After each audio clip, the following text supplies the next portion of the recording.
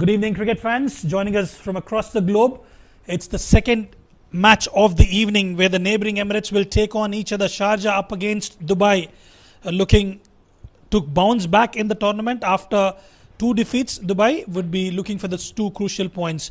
Right, let's head down to the sidelines where we have Ahmed Khwaja with the captains for the all-important toss.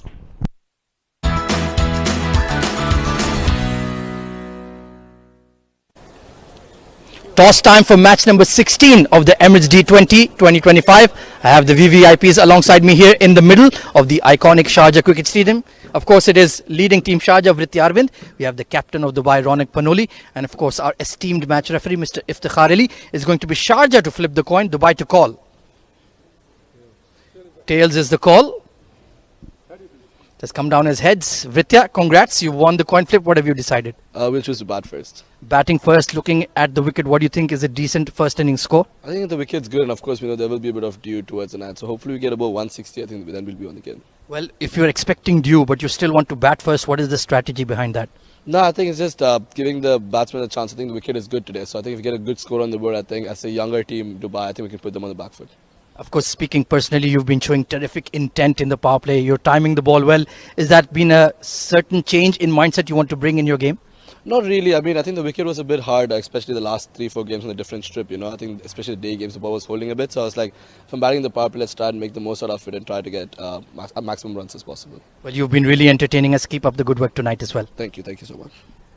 Mr. Ronak Panoli, unfortunately lost the coin flip. You're going to be chasing. What do you reckon? Don't mind it. Was looking to bat first as well, but I think there's quite a bit of dew right now that I stepped on the field. So don't mind the decision. Saw the last game go against us when the team was chasing. So don't mind it too much. Well, your winning streak got snapped in heartbreaking fashion a couple of nights ago. But how is the team recovered? I think we don't mind a game like that. It's good to have some healthy competition going in the tournament. You'd rather lose these kind of games early on than heading into the knockouts. So we don't mind that. We fought well, even though we got 200. They batted exceptionally and they played better cricket than us, so they deserve to win. But I'm proud of the boys with the way they stepped up in these challenging conditions. So we're ready for today. We had a day off, and I think we're pretty good to go. Give us a good game. Best of luck. Thank you. Right then, news from the centre. Sharjah have won the toss and elected to bat first.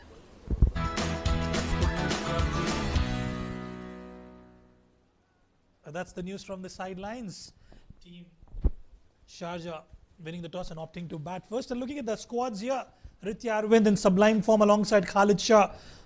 Mohammad Halan joins the squad. Mohit Kalyan, Danya Liakhat, Taimur Ali, Usaid Amin, Ayan Khan, Irfan Yusufzai, Mohammad Jawadullah and Ibrahim Masood will conclude the playing 11 for Team Sharjah. I was looking for the name Yusufzai Rizwan. And talking about Dubai, the fearless Dubai, they have the services from Shahzad, the captain Ronak Panoli, Lilansh Keswani, what a spell he bowled. A losing cause against Ajman, Israr Ahmed, a true all-rounder. Ariel Lakra finding his touch in this edition of D20. Vaibhav Govekar making a name for himself in this region. Aditya Shetty, Abdullah Salim, Raizal Nadir, another talented young all-rounder for Dubai. Danish Qureshi, the experienced fast bowler, and Ayman Ahmed, in fact, he's back in the side. And hero for UAE in 2023 Under-19 Asia Cup. Bowled a crucial over and got runs as well in one of the games against Sri Lanka, if I'm not wrong. So it will be a good contest between these two sides. And high-scoring game a couple of days ago, almost 400 runs were scored. And it was Ajman who came out victorious against Dubai. So tonight, they'll be looking to bounce back in this tournament. Still they are at the top of the table, or they're at number 2 position, Rizwan? Yeah, currently at number 2. And talking about the team, and I must say, Mudassir Ali and Ahmed Khwaja in the combox, kudos to the strong long-term memories that you have with respect to the players, where they have played, how much have they scored. It's always good to get those statistics from you. Well, I'm a bit surprised today, winning the toss, opting to bat first, Vriitya Arvind. We've seen the match the other day, just day before yesterday, where Ajman went on to chase 200 plus runs. And that too, early in the day, we have seen 140 was chased comfortably by Abu Dhabi. So, but every team, they have their own different plans, and the left hand right hand combination are known to entertain the crowd with their batting performances. Khalid Shah on your left of your screen, and next to him is number 11 Vriitya Arvind, the talented wicketkeeper batter who's trying to make a comeback into the national side of UAE. It's an all-important tournament for all these boys. This is the platform where you can get runs, where your top performances can catch the eye of the selectors. But it will be a very good contest tonight between these two sides, Rizwan. A lot of players knocking on the doors of the UAE. We've seen some wonderful performances from both the teams. Talking about Sharjah, Dania Liaquat has been quite impressive, and opening the batting performance. Opening the batting for Team Sharjah, Vriitya Arvind has been in sublime form, is in rich vein of form, scoring runs comfortably, especially in the power play alongside Khalid Shah. Khalid Shah coming back after a break. He has done well in the previous editions, but still needs to find a way to get those runs going in the power play. And to talk about the bowling performance, it will be whether it will be spin or seam in operation. Looks like it is going to be Nilansh Keswani, who will be starting from the Sharjah Cricket Academy end. And we've seen Vriitya Arvind explosive from ball 1. Will he continue that? We will wait and watch. Talking about the field, they've got a deep mid-wicket and long off outside the 30-yard circle, packed offside ring, fine leg and square leg inside the 30-yard circle as well. Mid-on inside the circle, Nilansh Keswani would be looking to dart in those deliveries. Well, we've already seen towels in place in the previous game, so the due factor is already there. The batters will definitely cash on that opportunity. Growing in confidence, this young boy, Nilansh Keswani, with the ball to start the proceedings. Straight away making room, trying to go big, going past the top stick channel. A slow in the air, an early sign of aggression from Vriitya Arvind. Well, he's done that consistently, Mudassir. 22 of one game in the first over against Akifullah Raja, 17 in the next one. He's opting to go the aggressive way and has found the gap once again, and the ball will find the fence. Adjustment, and straight away off the mark with that boundary, Vriitya Arvind, and runs on board for Sharjah. Well, he was lightning fast with the bat, lightning fast behind the stumps. Great bit of glove work. He picked up 3 catches, 2 stumpings. He was a complete contributor in the previous win, Vriitya Arvind.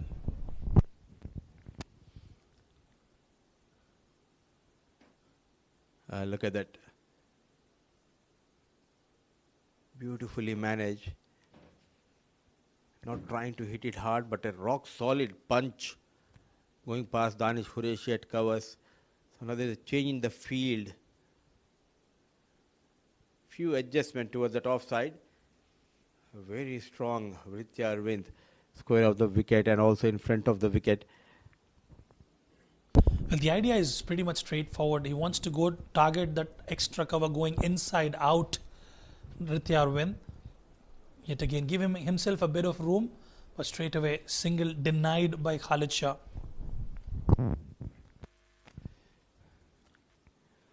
Plenty of runs when he was a part of a UAE national side, Vriitya Arvind. Need runs, need big scores to make a comeback for Vriitya Arvind. In the air, and he's got, dropped. Ayman Ahmed. He put down a chance created by Nilansh Keswani. Furious is Nilansh Keswani. You can't afford to drop that. That should have been taken. He did create that opportunity. He was up in the air. I'm not too sure what went there. And Ayman dropping a sitter. And Nilansh absolutely gutted.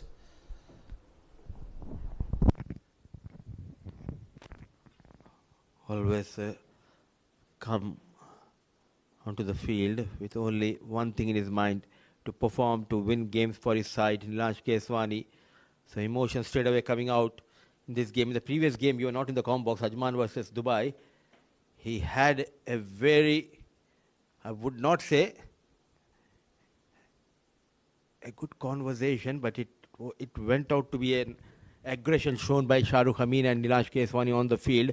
Oh, look at that. Still, he's angry at his own player. First over done and dusted, 7 for none.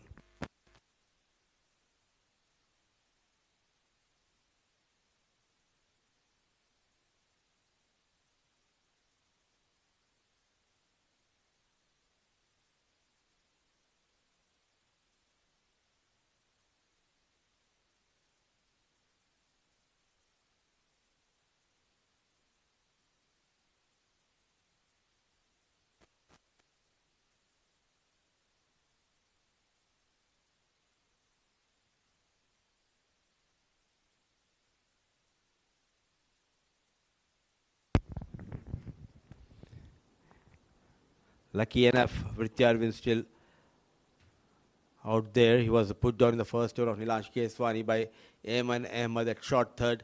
And Danish Qureshi from the com box end. It's Vriitya Arvind on strike.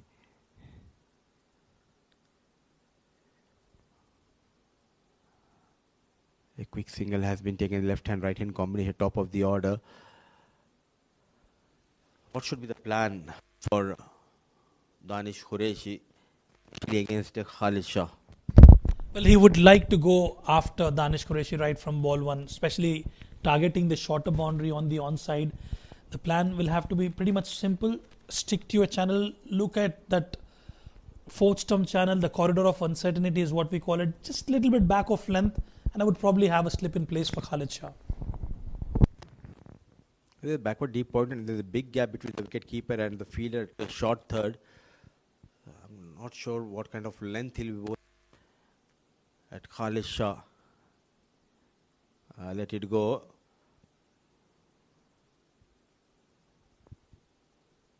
Way outside the off-stick channel. Not at all in a hurry, Khalid.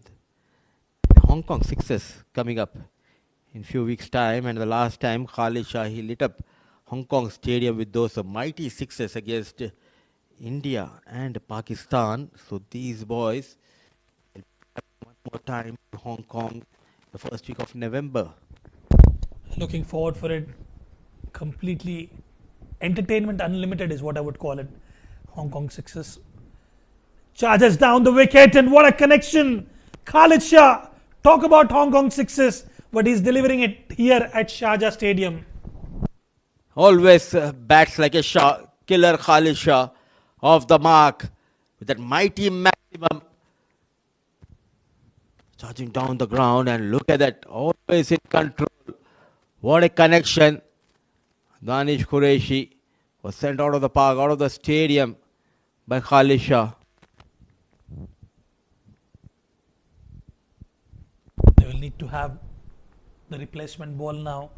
What a connection, what a start, and what a way to get off the mark. Absolutely magnificent. Such a talented gifted player. Talk about getting those quick runs. Super. Khalid, and alongside him is a Vriitya.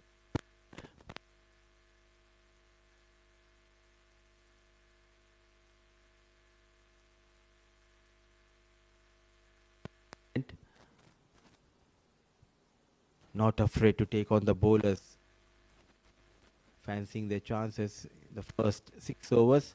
And still, Nadeem Anjum on your left of your screen, and Sunij Kumar, 2 umpires. In fact, its on-field umpire is Nadeem Anjum, and Shami maybe, I believe, the third umpire is Sunij. After a bit of treasure hunt, they found the ball, and Nadeem Anjum just ensuring it's a similar one, the same one. But what a start for Khalid Shah. And as you rightly mentioned, both the batters we've known, Vriitya Arvind can bat technically quite strong. quite considered as a player for the longer format of the game, but he's completely transformed and has done extremely well in this tournament, especially the 20 format. Absolutely.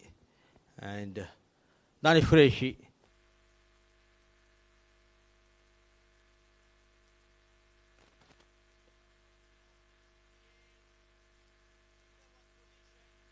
Raizal Nadisha, one of the upcoming players.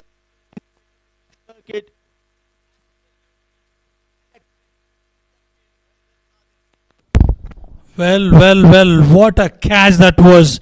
Yes, there will be a check on this juicy full toss. That will be checked for no ball.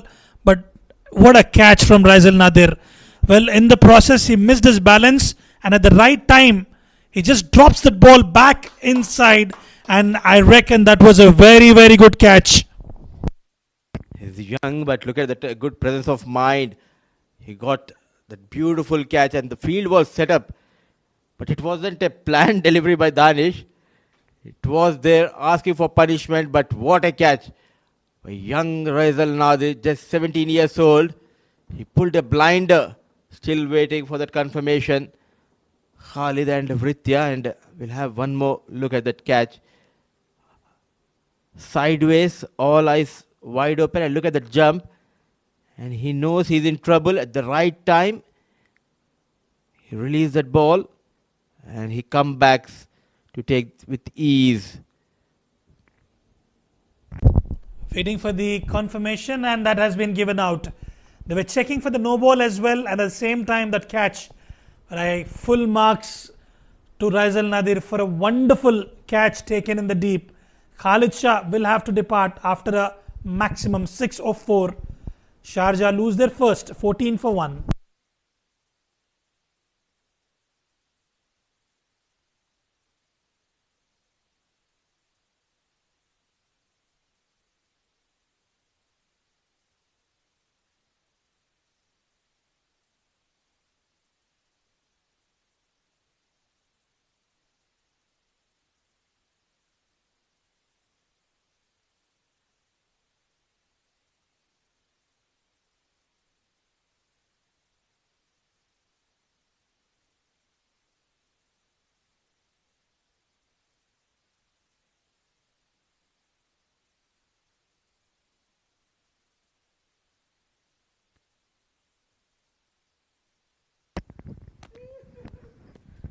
When things are not going in your favor, all you need is one superb effort in the field. And it was created by Raizal Nadir. And in comes Daniel Liaquat, a left-hand batter replacing a left-hand batter. Oh, look at that movement. Ball way outside the off-stick channel. Straight away on the back foot, Sharjah. Well, definitely not a good delivery by any means by Danish Qureshi, but a wonderful catch in the deep. And all of a sudden, we see a change in the batting order. Daniel Liaquat usually comes in at number 5 or 6, has been promoted up the order. Yet to see the likes of Mohit Kalyan up the order. But a huge responsibility on his shoulders, another power hitter for Team Sharjah.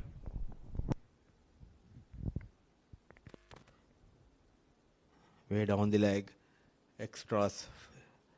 The first wide. This is also an important message to all the young players.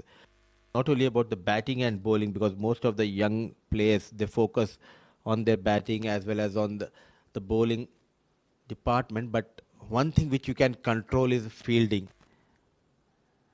What an impactful player Raizal Nadir. Not got much opportunity with the ball as well as with the bat, but he's making difference in the field.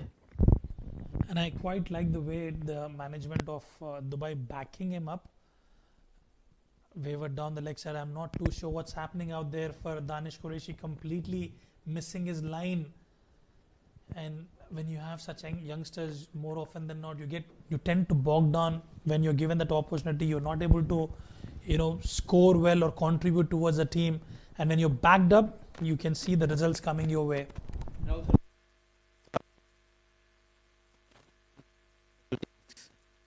Order or even not getting a chance to bowl.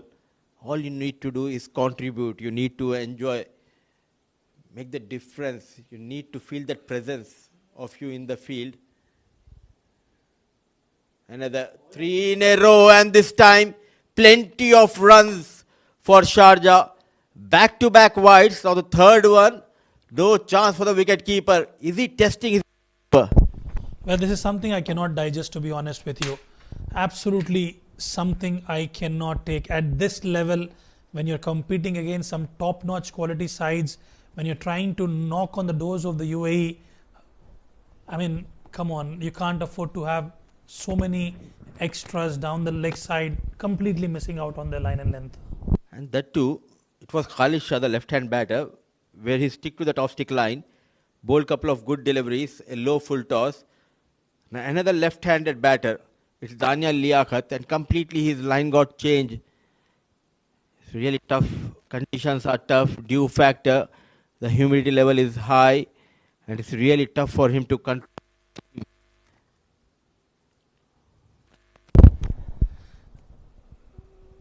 And this time much better. Well, we'll talk more about it. 2 overs gone, 21 for 1.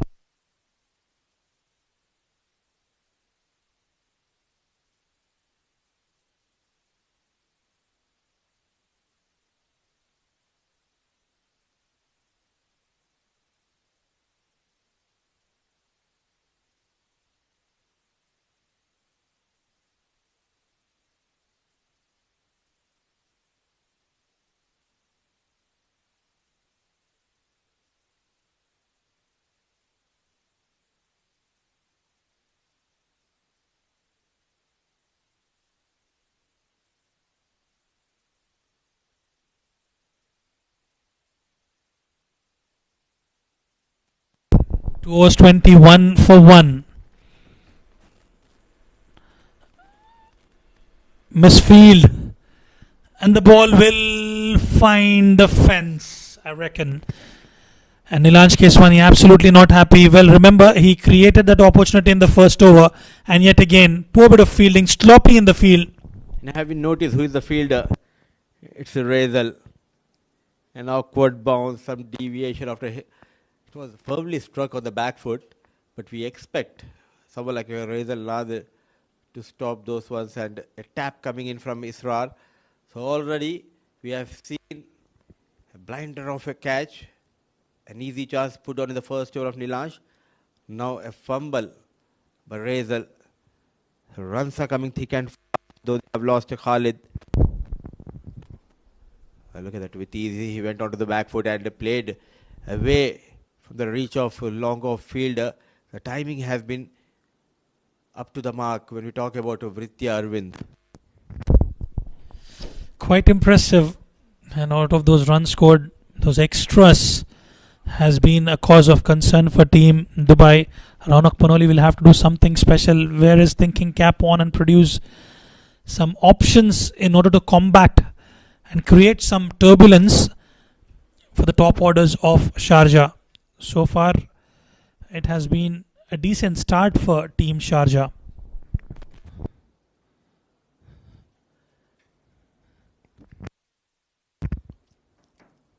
He's not looking to launch,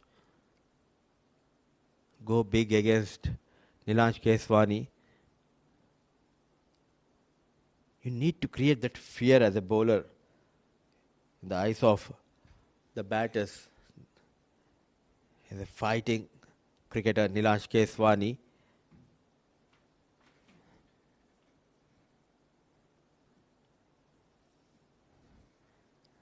And his mother supported him a lot. An encouragement, that support coming from his mother. There was an opportunity to get 2 runs, but another extra early days, but plenty of extras. I tell you what, Mudassir, they need to find a way to stop this guy. Dania Liaquat is still yet to get off the mark, but sending him at the top of the order at number 3, this is a gamble which will be paid off, is what I feel, because once he gets going, he's a massive hitter of the cricket ball, known for his ballistic hitting.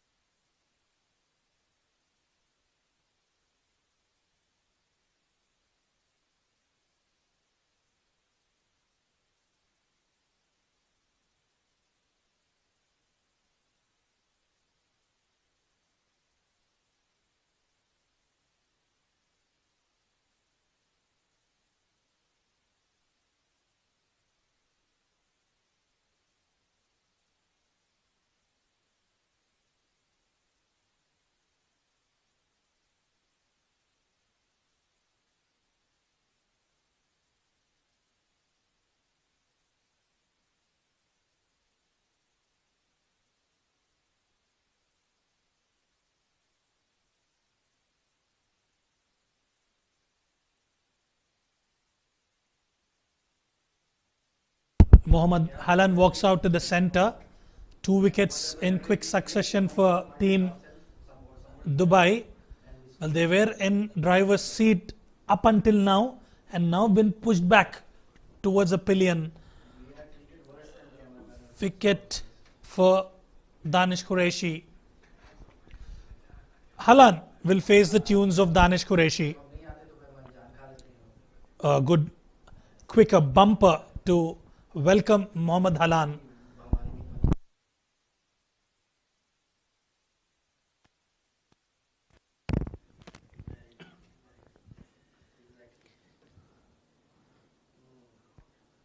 The early days, he has been a part of a Sharjah team. Mohammad Halan, young boy who hails from Sri Lanka. He was also part of a Bukhati team way back in 2015, 2016. A loyal servant, Mohammad Halan, who beautifully bowled. Now he's looking dangerous, slight movement. So watered over, just 3 runs and a wicket to his name. 4 gone, 34 for the loss of 2.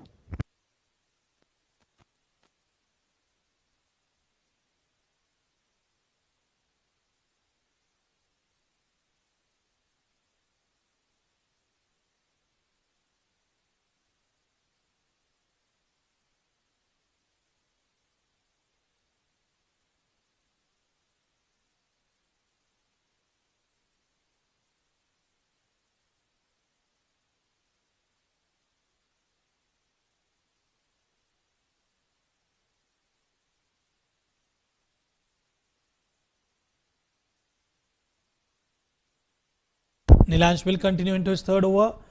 Unfortunately, none to his wickets column. Could have been one. He did create an opportunity. Vriitya Arvind, he could have got that wicket. But at the moment, after losing those 2 wickets, team Sharjah has slowed down a bit. Especially Khalid Shah and Daniel Liaquat. A lot was expected from Khalid and Daniel because they are free-flowing batters, especially the power play. But it was a terrific effort. Backward deep one by Raizal and an easy catch taken by Israr in the previous over. And look at that shot. Rock solid on the back foot and goes towards that offside. A narrowest gap and he finds the boundary. From 2015 to 2025, nothing has changed for Mohammad Halan. Stamping his authority and style, bisecting those 2 fielders, getting the better of Nilansh Keswani, and anything which is shot that is meant to be punished, and he's punished it. Still remember in 2015 and 2016, he used to be part of Bukhati team and he used to be in that playing 11 for his fielding standards. Never got a chance to bat at top of the order, but he used to make a huge difference in the field. Well, I was scrolling stuff on social media and found a commentator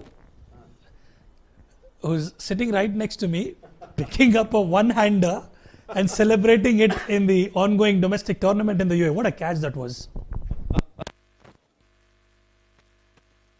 The only thing I know and which I enjoy on cricket field is fielding. Oh, look at that. Cut hard, but what an effort.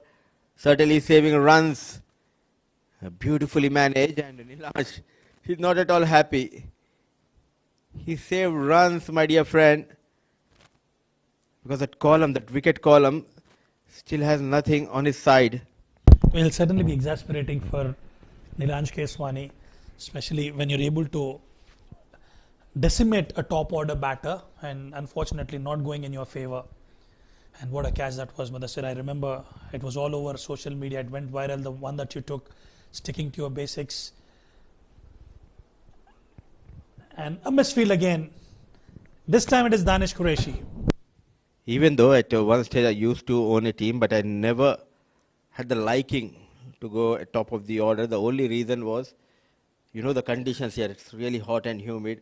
Wear that helmet, pads, gloves. And also you need to run hard. To avoid all these things, I thought it's better to stand at covers and enjoy your fielding. Yeah, but once you get used to it, it will be a different ball game altogether. And Halan goes straight down the ground. Will that be taken? One bounce, couple of bounce, in fact, into the fence she goes. An expensive over. 5 overs gone. 45 for 2.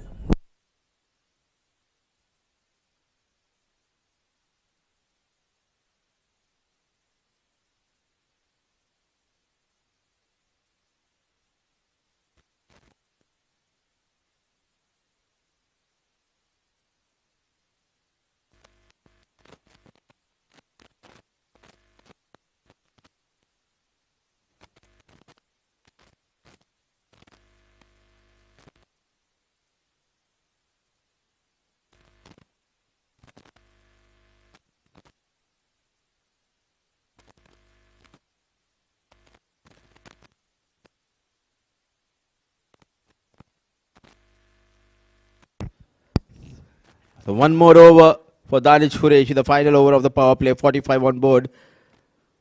Still no signs of aggression from Vriitya. He's trying to anchor the... And I think he watched that first game and he believed that if he can post 150, 160, that might be enough tonight. Well, most certainly, given they've lost 2 wickets already, Mohit Kalyan and couple more batters to come out for Sharjah. So it is imperative that he has to stay there till the end just to get their team to a decent total. I understand you mentioned 140, 160, but given the due factor, they would look for that additional cushion of 20, 30 odd runs as bare minimum. Why I'm saying 140, 160 is one because now coming up, this is the second game on the same surface. Also, the spinners, they'll play a key role. The first game, they were almost there, but due to that time. Oh, look at that sound from the blade of Pahalan. He's in complete zone tonight, dancing.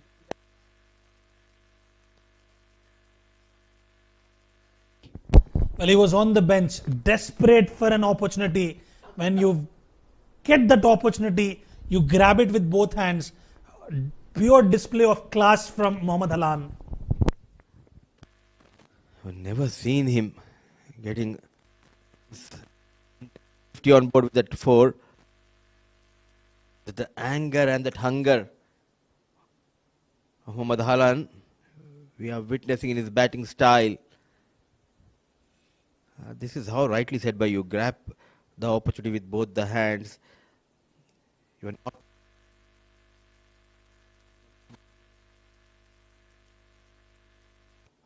the bench.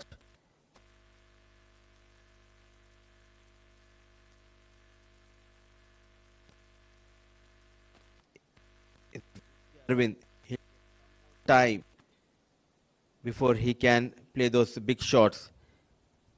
Run rate at 9 runs per over. Oh, in the air, Nilansh Keswani. It was just away from Nilansh Keswani. Was not in control, played with one hand. He lost his grip. Vriitya Arvind, lucky escape. Absolutely lucky escape, hitting the top edge of the bat.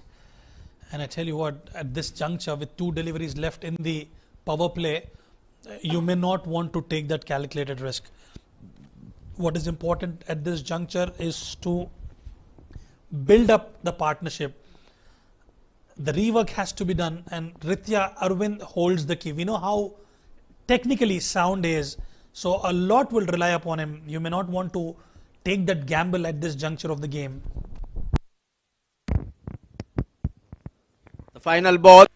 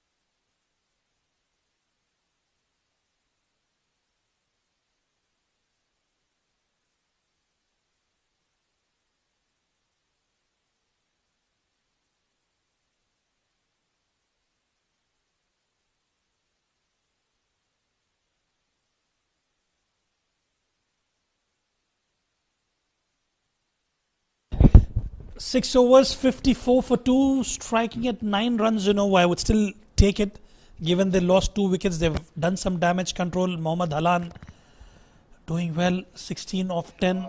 Late glide from Vriitya Arvind. And it's always good to have a player of Vriitya Arvind's caliber just to keep him company alongside Halan. It will give him confidence, a lot of communication, and they can talk to each other and plan their strategy way forward. Agreed, Dr. Rizwan. No, but well said. This is what they need to do after losing 2 quick wickets, and he looks very solid on the back foot, and that is the reason the 2 fielder, the short third has been moved a bit towards that point region. In fact, the gully and the point fielder Aditya Shetty very close. There is a big vacant area between wicket keeper and that gully fielder.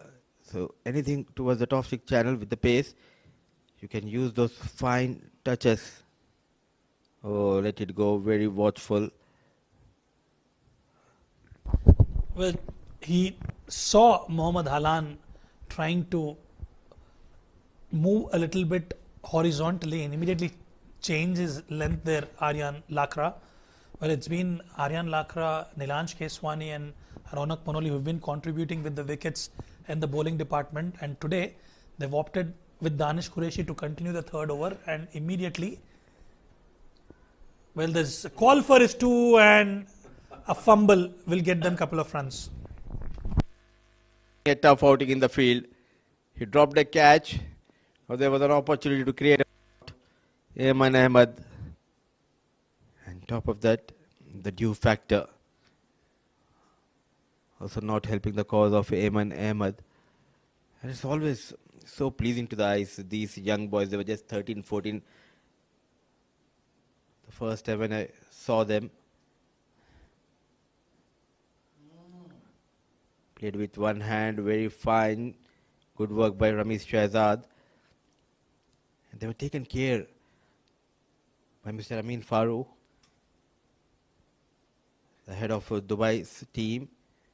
From the day one, he is with these boys, grooming them, shaping them nicely. And also Ramesh Shahzad.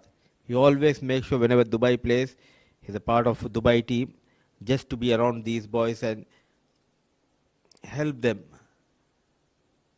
with his experience.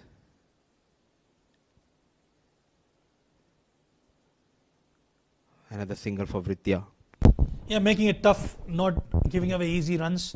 Aryan Lakra yet again bowling well, and just talking about that misfield by Ayman. When it's not your day, the ball tends to follow you every time, and again we've seen that happening today. So far, brilliant over from Aryan Lakra.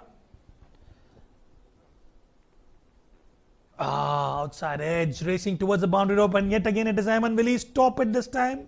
Yes, he does. Couple of runs to close out the over. 7 gone, 62 for 2.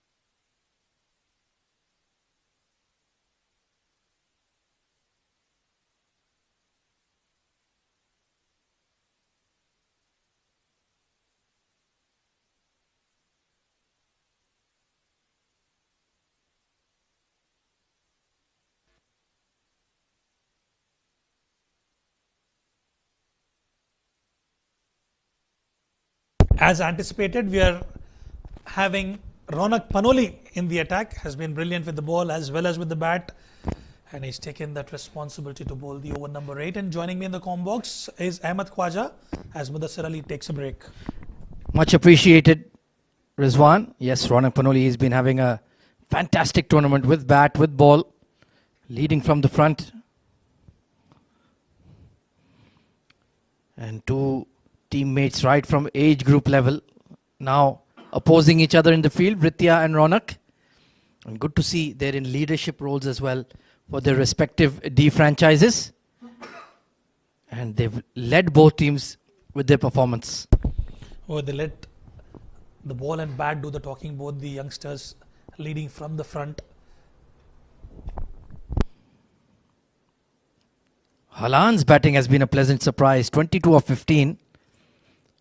Fair enough, there is due about and conditions are conducive for batting, but still he's shown the application and relieved a lot of pressure from Vriitya, especially when Khalid Shah fell early. But this is shrewd bowling from Ronak, not really looking to turn the ball big, just cramping Vriitya for room. Yeah, they've kept him at bay. We've seen how destructive Vriitya was in the earlier innings, but in this he's clearly not able to get those connections right, just milking those singles and doubles. Oh, catching the splice of the bat. There was some grip on offer there. Good fielding by Ramiz at short third, but I think they've made it in time. Yeah, quick running between the wickets. Vriitya Arvind will hold the key. Well, we've seen the previous innings, Shehan, Veeraratna and Ehtisham, they stitched up a partnership and they managed to get their team over the line. And Vriitya Arvind goes inside out and gets a boundary. Well, that shot was always on the cards. He's been backing away towards that leg stump, trying to access the offside. And that's a fantastic shot. Not easy to execute, but he made it look like child's play. Hit towards deep cover, but will miss him. Back-to-back fours for the Sharjah skipper. Well, he's now shifting his gears, and this is going to be dangerous signs for Team Dubai. When he gets going, he doesn't stop. 2 back-to-back boundaries for Vriitya Arvind. Such a talented player. And well, he is very hard to contain when he's in full flow. Frustration for Ronak. But certainly, you do feel that Sharjah need 180, 185 bare minimum on the board.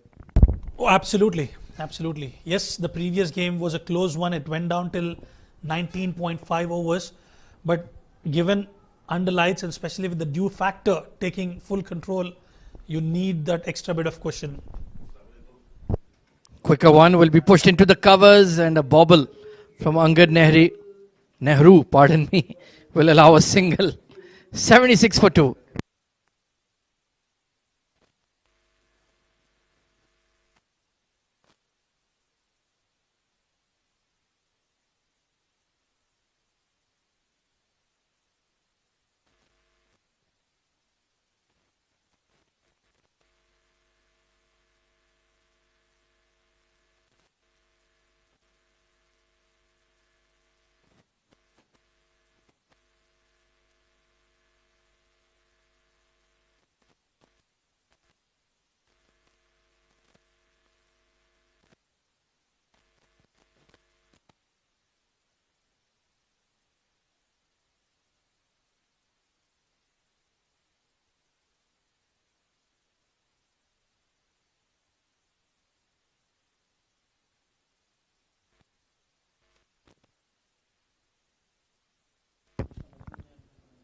So Sharjah have stabilized well outside the power play.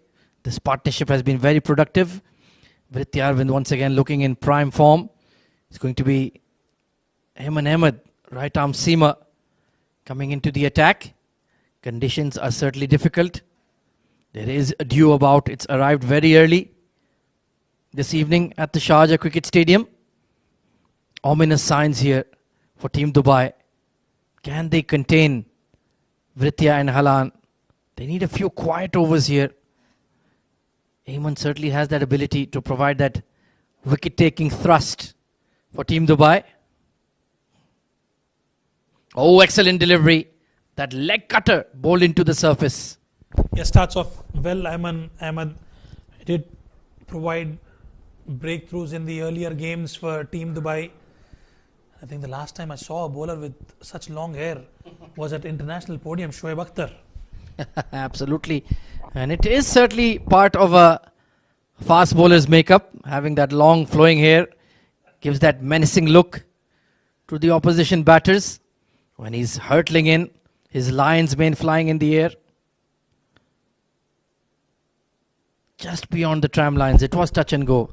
Only dye the hair as well as white to sort of confuse the batter.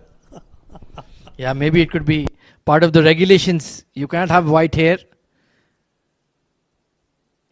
Certainly, it looks good on him. That's the important part.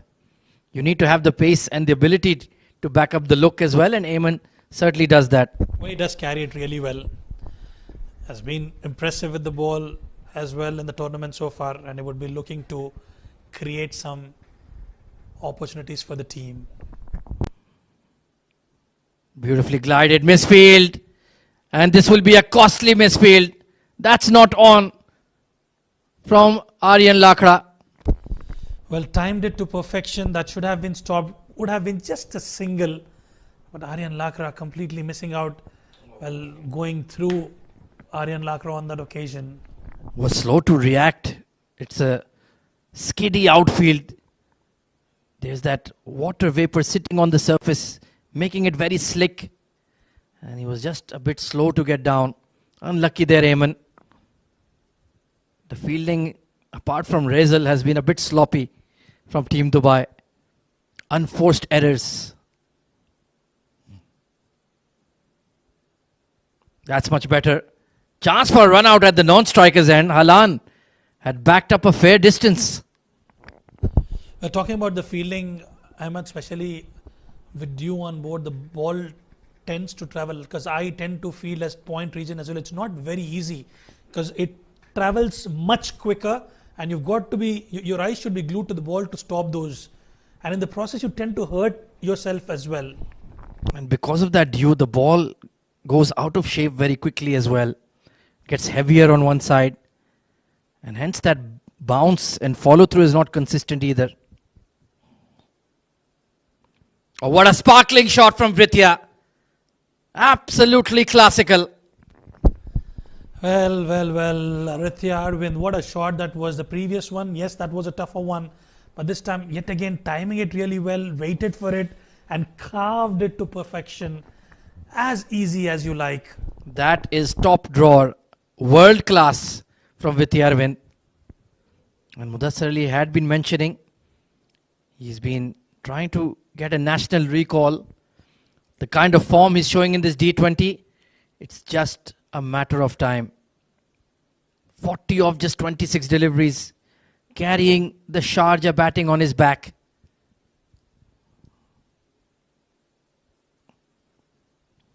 And now really looking to open up. Ronak Panoli needs to get his thinking cap on. Yeah, he's got to do something special. Currently going at about 9.74, and Halan as well looking optimistic. 23 of 16 for him, and I reckon this is the first game that he's playing of this D20. Yeah, they're actually accelerating outside the power play, not slowing down. This has been another good over, 10 off it. And like you mentioned, Halan, as soon as he's come in, he's looked $1 million. And that puts pressure on the Dubai bowling when the runs are flowing from both ends. Sliced and dropped. Well, Danish Qureshi is having an off day. Well, it was at short third, that jump, he didn't time it well, and in the end, dropping it. 9 overs gone, 88 for 2.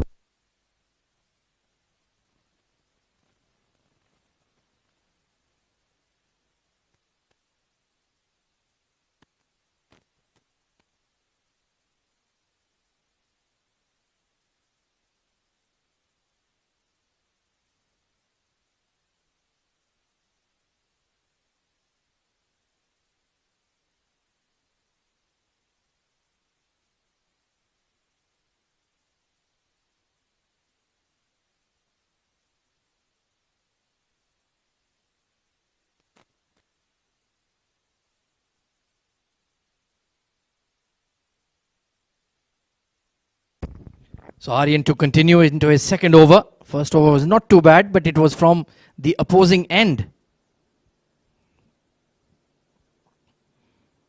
Nicely bowled and equally well played by Vriitya Arvind. Well, now he has the cushion of the bigger onside boundary.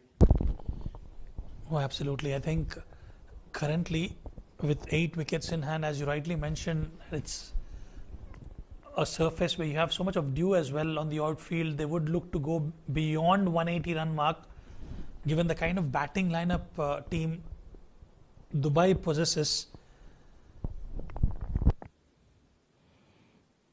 Nicely bowled, finishing within the stumps.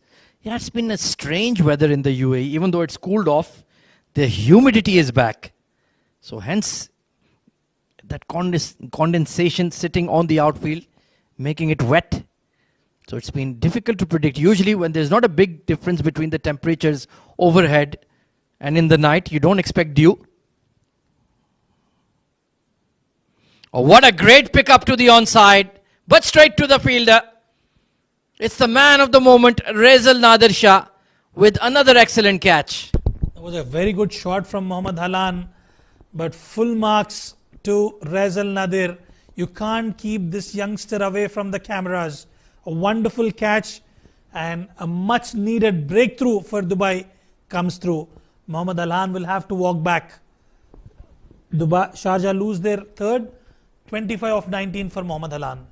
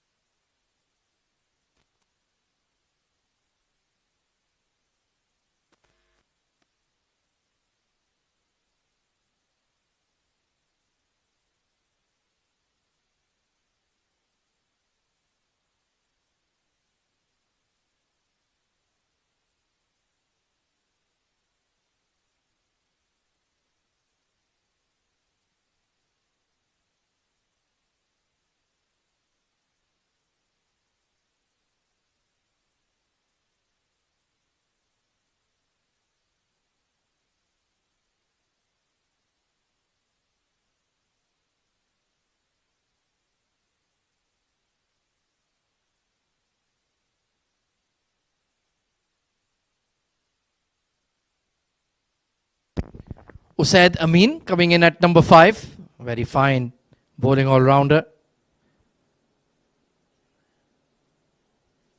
So once again in the need of a partnership. Wicket falling against the run of play. Very, very unlucky there, Halan. Connected cleanly on that sweep, but straight to the long leg fielder. So a bonus wicket coming in for Aryan Lakra. But now is the opportunity. They've got an opening back into the game. If they can pick up Vriitya Arvind here, then Dubai will be, Sharjah will be under serious pressure.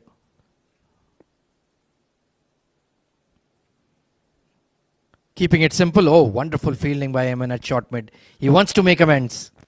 I certainly wants to come back. Yeah, they will be looking for the price scalp of Vriitya. He's settled out there, and with nothing wrong with the shot from Mohammad Halan, but just that perfect field placement and a wonderful catch in the end by Razel Nader.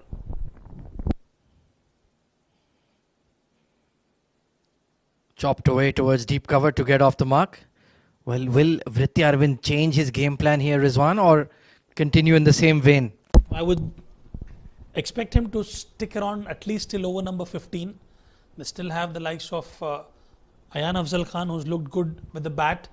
But what matters is a batter who's in good nick, who's already spent enough time to sort of carry it out till the end. Indeed, he has to be the anchor.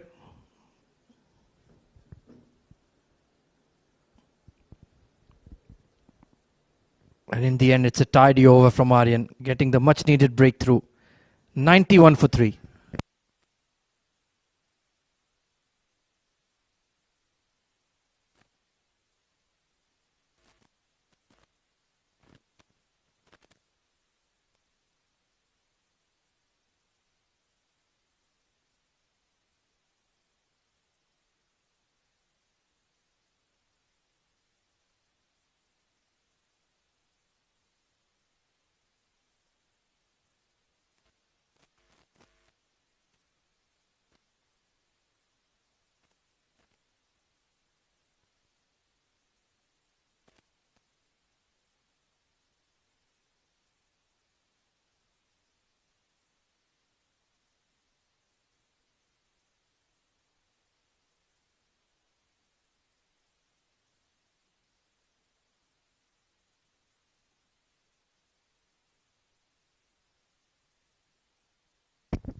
Eamon needs to bowl a better spell here. First over gone for 12. They've got an opening back into the game. Oh, look at that one. Just hitting the seam and nipping away. Beautifully bowled. Just that tennis ball bounce on that occasion that has even perplexed Vriitya Arvind.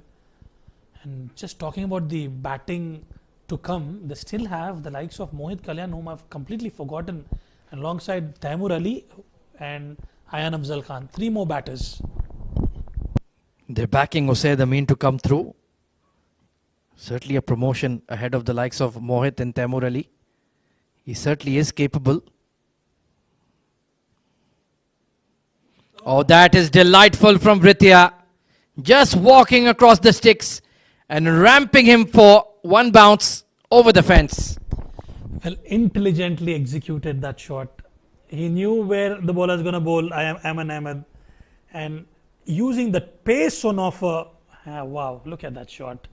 Pleasing to the eye, and for a maximum, or is it one bounce?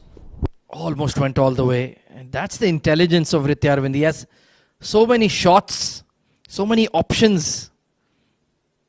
He just doesn't need to clear the leg and smack towards cow corner. He can take you for a ride all around the park. That's why he's such a difficult batter to contain.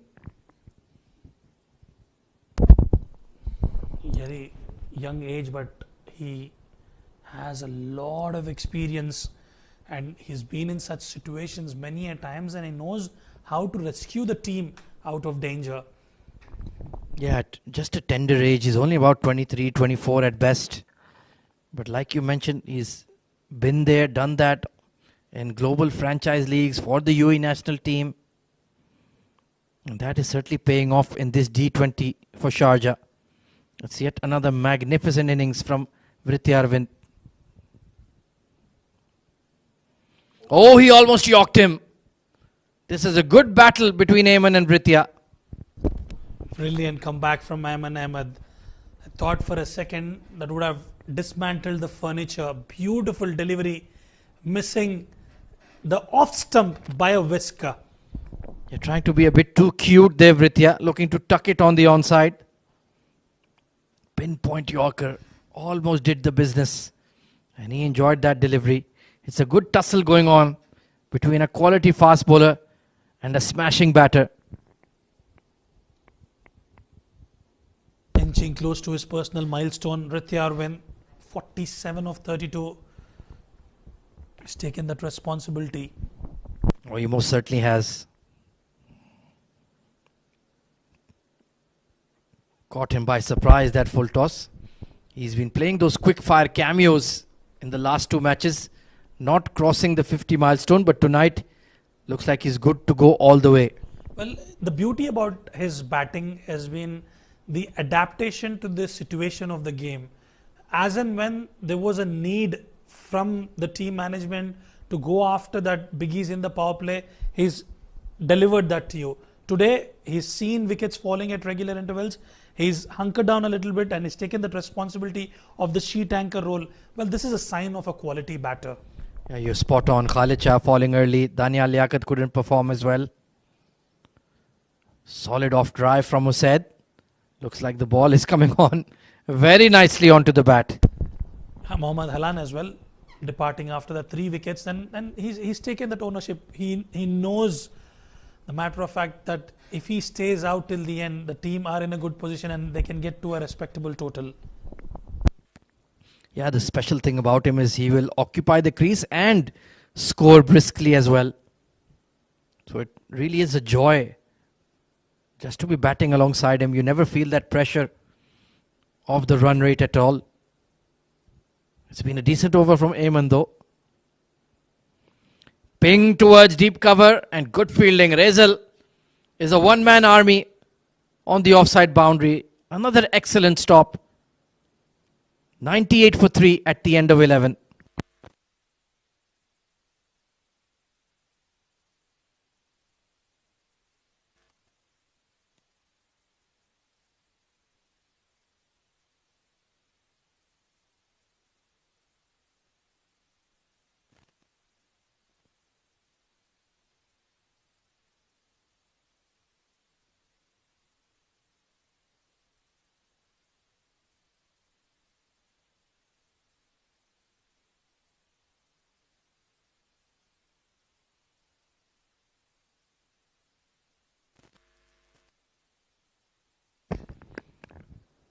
Aryan Lakra will continue into his 3rd over. He's bowled a tidy spell so far.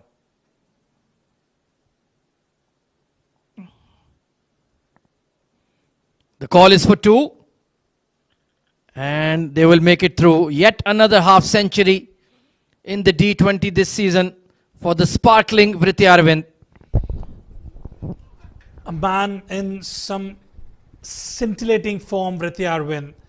Yet another half century and much needed for the team when they were losing wickets at regular intervals. And great strike rate as well. 100 up at just the start of the 12th over. Good progress made by Sharjah. And they have plenty of guns in the armory. Oh, what a smashing shot from Vriitya Arvind. Shot wide and cut to ribbons.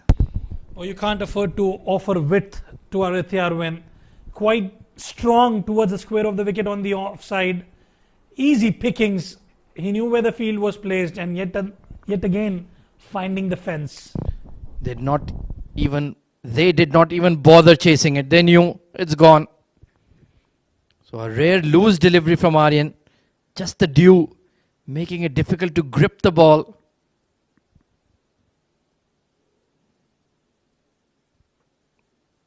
Oh, that's a soft single allowed. The fielding from Dubai has been a bit shabby in this match, you have to say. Nothing's going their way. As you rightly mentioned, apart from Rezal Nadir, the wind sloppy. Yes, I understand the ground conditions, but those singles and doubles will certainly hurt team Dubai. Especially for these experienced boys who've played in dew conditions their entire careers. Or rasping cut shot from Usaid Amin. Poor delivery punished once more. Well, that is something I can deliver as well, says Usaid Amin.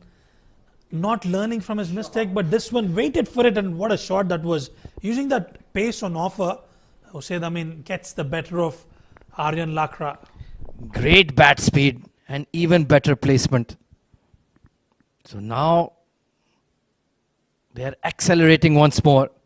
Usaid only needed a couple of deliveries to get the measure of the conditions and the pitch. Expensive over coming in from Aryan. And that is the one perhaps weak area in this Dubai side. They have a lot of spinners, not many seam options. But they lost the services of Saeed Nazir due to an injury, and Ayman and Danish Qureshi, two premium paces for Dubai at the moment. And as you rightly mentioned, they're heavily reliant on spin attack. The trio, Raunak Panoli, Nilansh Keswani and Aryan Lakra. They did use Israr Ahmed in that game versus Ajman. No sign of him just yet. And they have another big gun missing. Ali Nasir as a niggle to his neck. Straying down leg.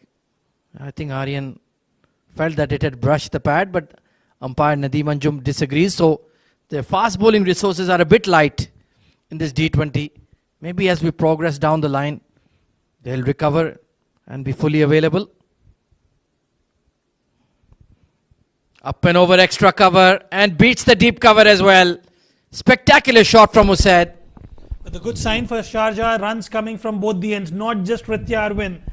Joining the party is Usaid Amin. Walks down the wicket and finds the boundary yet again. 3 boundaries coming through in the over. They've completely ruined his bowling figures. And now they're almost touching 10 per over.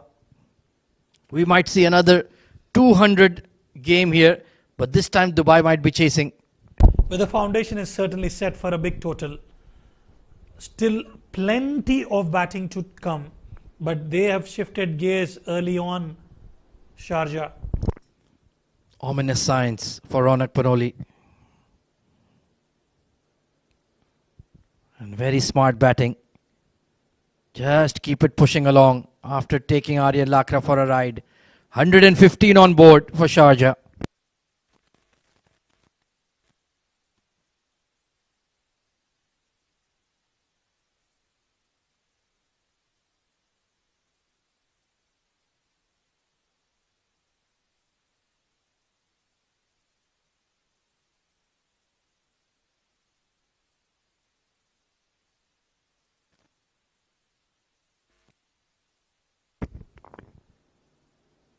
Well, this man is supposed to be at work, Mr. Mudassir Ali. I think he's having a word with Mr. Khalaf Bukhatir, I'm guessing. Part of the Sharjah cricket setup. The son of a legend, Mr. Abdul Rahman Bukhatir, and creating his own legacy for Sharjah cricket as well. He's a wonderful, wonderful person to get to know, Khalaf Bukhatir. Meanwhile, Razel coming on to bowl. So he will offer that seam bowling option. Yeah, we thought it will be Israr, but yes, why not Razel? He's been spectacular in the field. Probably would be looking to sort of provide much needed breakthrough for his team.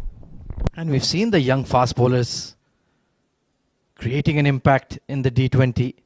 Naseem Khan for Fujairah, Yug Sharma as well, Basil Asim for Ajman. So why not Razel as well? Let's see if we can dislodge this threatening partnership. Oh, there it was. Leading edge. Usaid Amin caught off guard. Good start to Razel Nadir. Just when they need the much needed breakthrough. Raunak Panoli going back to Razel Nadir. I'm not sure if he has modeled his action and delivery on Hardik Pandya. But certainly I can see shades of it. The way he loads up.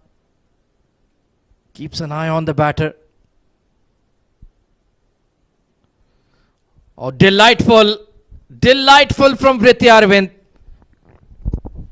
Well, there's nothing, no area left on the ground where Vriitya Arvind has not scored. If you go by the run map, he's got those runs to all corners of the park. Brilliant execution of the ram shot from Vriitya Arvind. The way he reads the game and anticipates what the bowler is doing is truly second to none. He knows Razel just wants to land it on a length. So he's like, yeah, I'll take a chance. Third and fine are in. I can get my ramp or scoop off. Such wonderful batting from Vriitya. I think this might be his highest score of the tournament, if I'm not wrong. He has a 67 to his name. There you go. Oh, this is a top edge. And the luck will favor Vriitya Arvind. Fortune favors the brave. He's taken that responsibility and yet again picking up a boundary. Not the way he would have ideally wanted to take, but he will still take that streaky boundary. Yeah, the invitation was there. Fine leg, square leg in the 30-yard ring. Was eyeing the boundary on the onside. So a best of 67. He is one shot away from bettering that. Rezel has not put a foot wrong, but still been taken for 9 runs. Unforgiving conditions. Oh dear me. Just fetch that from the boundary rope. It's a sixer. Pyrotechnics on display here from Vriitya Arvind. Another one wavered down the leg side. Yeah, very good pickup shot from Vriitya Arvind. Outrageous talent. Vriitya Arvind. He's moved on to 70 in a flash. And tell you what, Rezel has not bowled a poor delivery yet. That's D20 for you. Well, it's the smart execution of the game plan. Getting those runs at will. Vriitya Arvind going inside out, picking up boundaries at will, square cuts towards the offside. Brilliant. This is exactly what I was talking about. Getting those runs from all corners of the park. He's Mr. 480. Forget 360. Or maybe 720.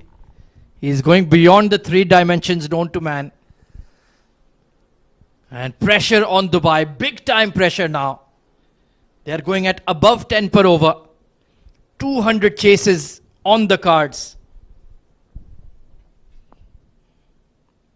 Oh, straight to the fielder. Vriitya Arvind's luck runs out. Rezel Nadir finally has a laugh. And that was a quicker bumper. Trying to play the uppercut, but straight into the hands of Danish Qureshi. Well, he'll be kicking himself. He didn't elevate it over the fielder. Straight to Danish, who clung on for dear life. And a sparkling innings from Vriitya Arvind comes to an end. What entertainment, what class and quality. But Dubai have their man. 130 for 4.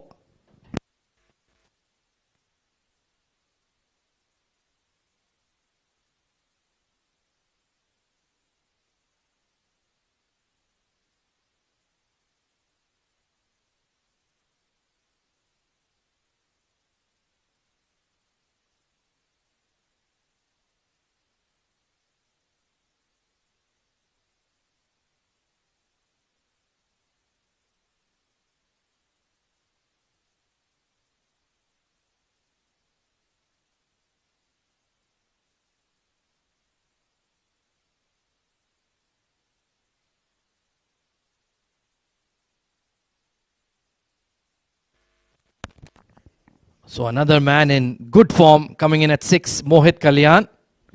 Made a quick fire 40 odd a couple of matches ago. Rezel took a bit of tap, but eventually he can boast that, yeah, I got Vriitya Arvind out at the D20. Can Sharjah maintain that scoring momentum? Time will tell.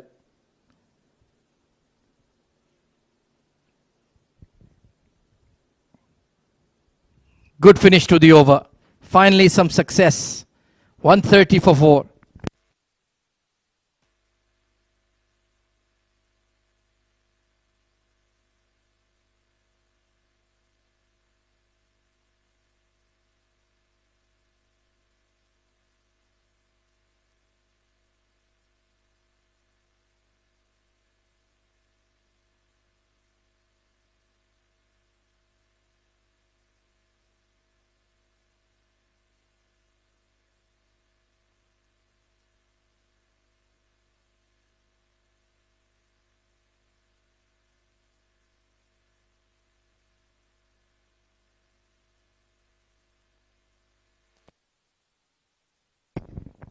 So the skipper back into the attack. Bottom edge will skip past the wicketkeeper. Aryan Lakra taken off, but it's very much the same Drifting arm deliveries from left arm orthodox. Maybe the occasional turn. Don't expect a lot of it today with the dew about. And that wet ball with that seam getting worn off. Can they maintain that scoring momentum though? Well, not with deliveries like that. Landing outside leg. Umpire has given it as leg by, so he got away with it. The onus would be on Usaid Amin to continue going big. 13 of 8, he's off to a start. Oh, just ballooning off the pad there. Once again, not a great delivery. It was short, on leg. Any amount of connection and that would have flown over fine leg for 4.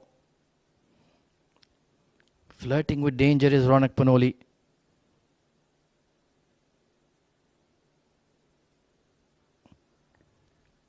Punched up and above, but not a great connection from Mohit. Still new to the crease. Trying to get attuned to the conditions. And this could be the opportunity Dubai are looking for to just sneak in 2 or 3 quiet overs. Keep them below 185. Usaid Amin goes up and over extra. And I think that might have gone all the way. Another fabulous strike.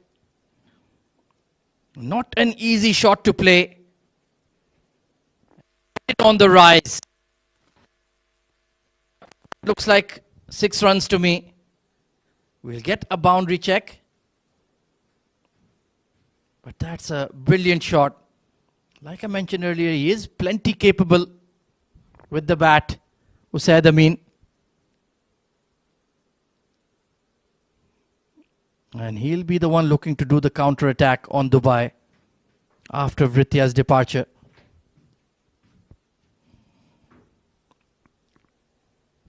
Will find the fielder in the deep, but they've got the maximum they needed in the over. 141 for 4.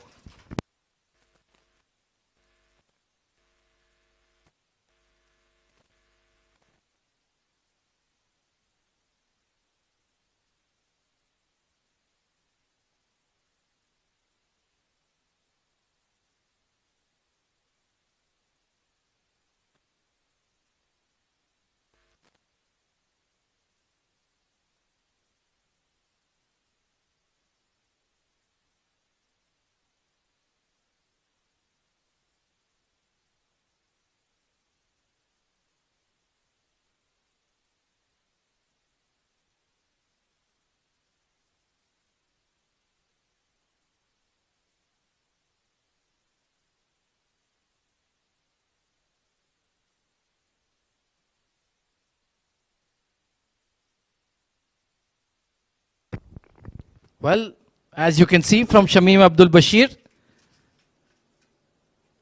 the cricket ball has swollen and is not going through the hoops.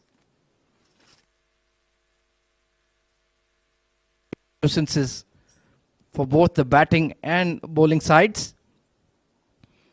A harder, rounder ball will play into the hands of the batting team, but with a pronounced seam, maybe Dubai can get some action, some revs on the ball as well.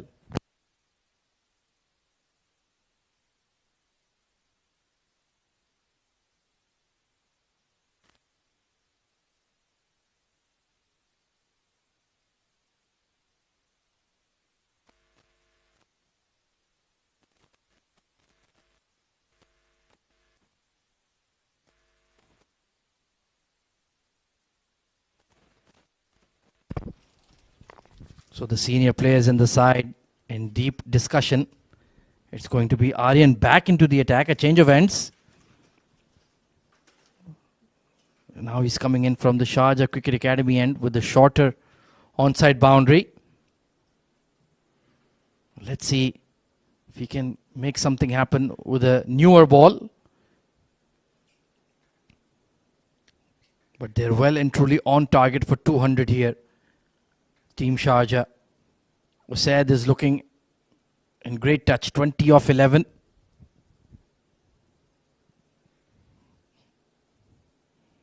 He goes big. And it will sail. Clean connection for half a dozen. The moment it hit the willow, the sound said it all. Well, the foundation was laid, and now it's the finishers to come to party. What a connection. High and handsome. Absolutely brilliant hitting here from Usaid Amin. This is a sparkling innings from him as well. 26 of 12. Immediately putting pressure back on Aryan Lakra. He thought there might be a bit of relief with the departure of Vriitya Arvind. Usaid Amin says nothing doing. I'm going to go hard after you. I want to propel the team beyond 200. Maybe even 210, 220 is possible, Riz. Well, they still have the likes of Taimur Ali, Ayan Afzal Khan. You make a very valid point. They can go well past 200. We've seen the other day, Ajman chasing down 200. And the whole idea will be to give that extra cushion. Initially, we were talking about 160, 170. But the kind of foundation Vriitya Arvind has laid, they're looking for a massive, massive total. Oh, absolutely. They're bowling in a virtual swimming pool at the moment. So much dew. It's made for tailor-made batting conditions. And even if you go at 10 per over, you've done well, frankly.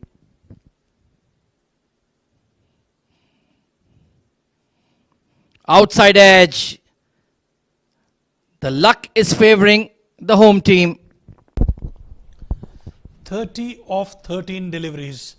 Usaid Amin being promoted up the order. The gamble has paid off so far.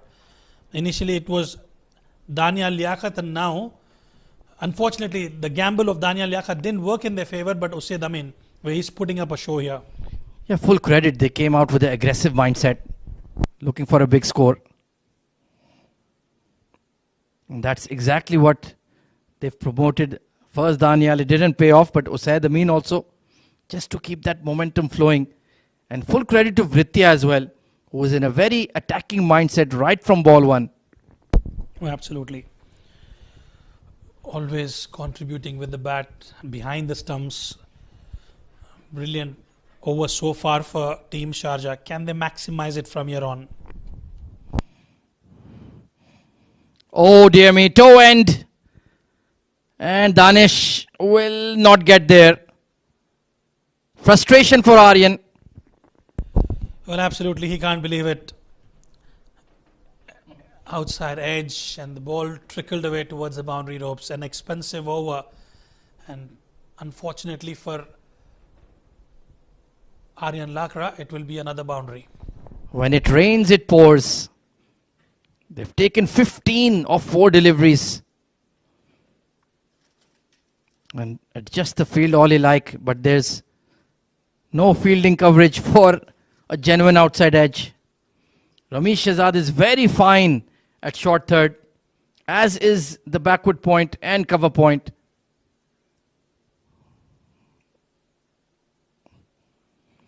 And he whacks him towards cow corner.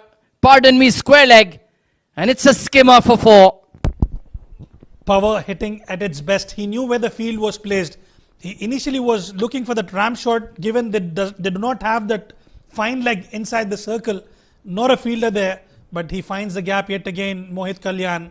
This is brilliant from the batters of Sharjah. Expensive over.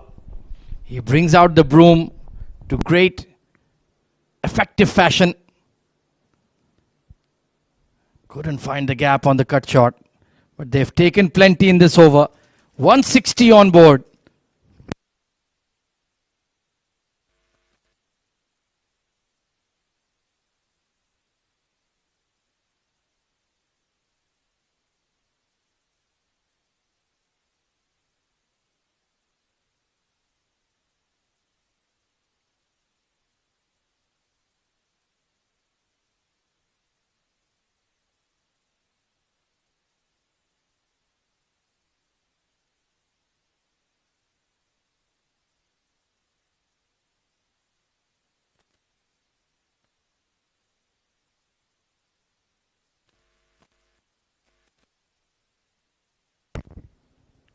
Two very well-known and respected figures of UAE cricket, Mr. Amin Farooq And of course, our dear old Khalid Shah.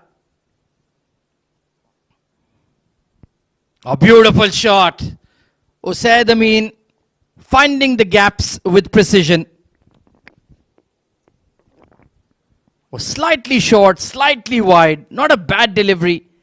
But look at the way he just leant back and split backward point and cover. There's the speed of the blade as well, Ahmed Khwaja, quite impressive. And anything, a little bit of width on offer is cashing on the opportunity. He's raised on to 35 of just 15 deliveries. He's played a blinder of an innings. This time to the right of cover point. Usaid Amin is unstoppable tonight. But he's on song, loves the condition, loves the way the ball comes onto the bat. And after the departure of Vriitya Arvind, he's taken the responsibility. Brilliant from Usaid Amin.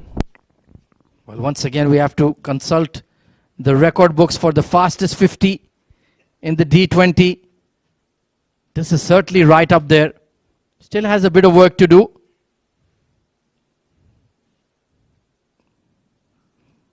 Up and over and will clear.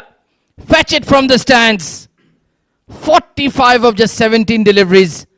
Mudassir Ali enjoying the entertainment. Oh, absolutely. Clean hitting. At the right time, he's getting those runs promoted up the order. Usaid Amin was a part of Reds in the previous edition, now getting an opportunity to play in Sharjah, and his services are rightly utilized by Khalid Shah, making a huge impact in this game, the way he's getting those runs. Well, now Dubai knows how it feels when you smash the opposition's bowling to ribbons. They were the first team to breach the 200 barrier in the D20. And now they're looking dead set for a big chase. Oh, slipped. But still gets across. So maybe 215, 220 is possible here.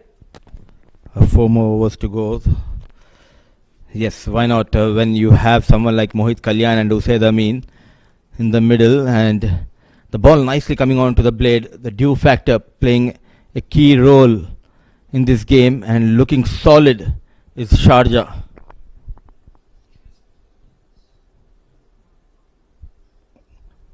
Swiped away towards deep square.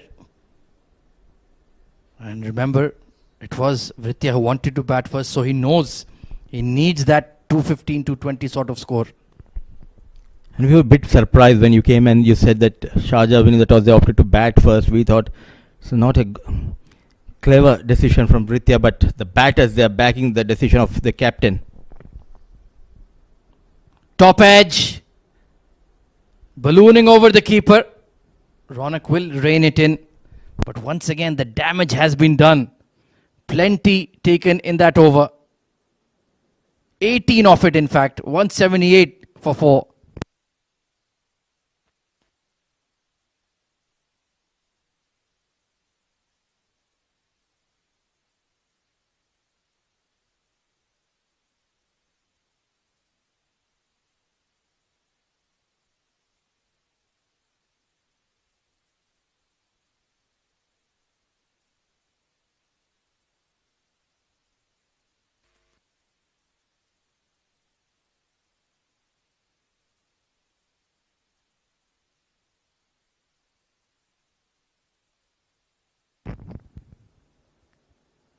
Very enthusiastic about his cricket, Mr. Khalaf Bukhatir.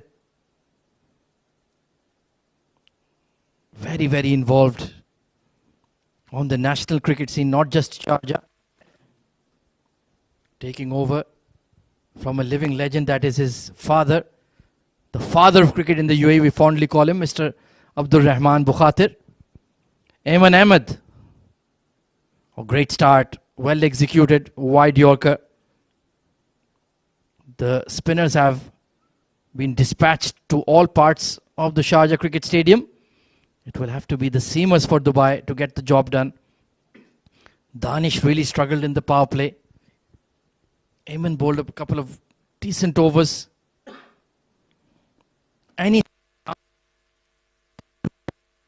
and Dubai will believe. It's a belter of a track. They need to make sure not to leak many runs in the last few overs. Oh, look at that. Beautifully managed. Goes down on one knee and MK goes big. Kalyan gets a maximum here. What an outrageous shot from Mohit Kalyan. Look at that extension. Down on one knee. And was always looking for 6.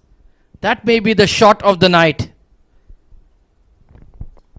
So short of runs, if you're looking for that form, come to Sharjah. And you'll find your form back. What a glorious hit. Yeah, bumper sale here. Especially with the dew around. 184 for 4. And Mohit Kalyan is cutting loose as well. Downtown. One bounce past the long on. He continues to excel with the bat, Mohit Kalyan. No mercy, says Mohit Kalyan. Goes straight over the bowler, 1 bounce, 4 runs. In trouble is young Ayman Ahmed. Yeah, that was not a great delivery. Pace on in the slot. And with the way the ball is coming onto the blade, it was too easy. Even Mohit Kalyan is going at a strike rate of 200. Usaid Amin, outrageous figures at the moment. 48 of 19. They're both piling it on. Whipped away and great fielding by Ramiz. If he hadn't gotten a hand on that one, that would have skipped past him for 4. Oh, what an effort. They need such kind of efforts in the field. The experience. The senior statesman at fine leg. What a stop. Half stop, but certainly saving couple of runs. Well, he's certainly fit enough to field anywhere else. Fine leg to fine leg is a bit harsh on Ramiz, but he's doing well there. Especially with the way Vriitya was playing those ramps. Halan as well. It's been a busy position tonight. Already 12 taken off the over. At that current run rate, we are looking well beyond 220 here for Team Sharjah. 30 more in 20 balls. It's quite gettable in the block hole just for a single. And when we talk about Ramesh Shehzad, I hope you remember that catch he took in that World Cup qualifiers in Dubai. Just a couple of months prior to that catch, Ben Stokes. Now, yeah, there's a nod coming from Ahmed Khwaja. I can certainly see the comparison you make. He's a star for England. Ramiz has been a star for the UAE. ODI 100 versus West Indies. Very rare achievement, especially for the UAE team back in those days when cricket was not perhaps as well covered and as competitive as it is now. But good couple of deliveries to close out his over. But 192 already on board. 3 overs to go.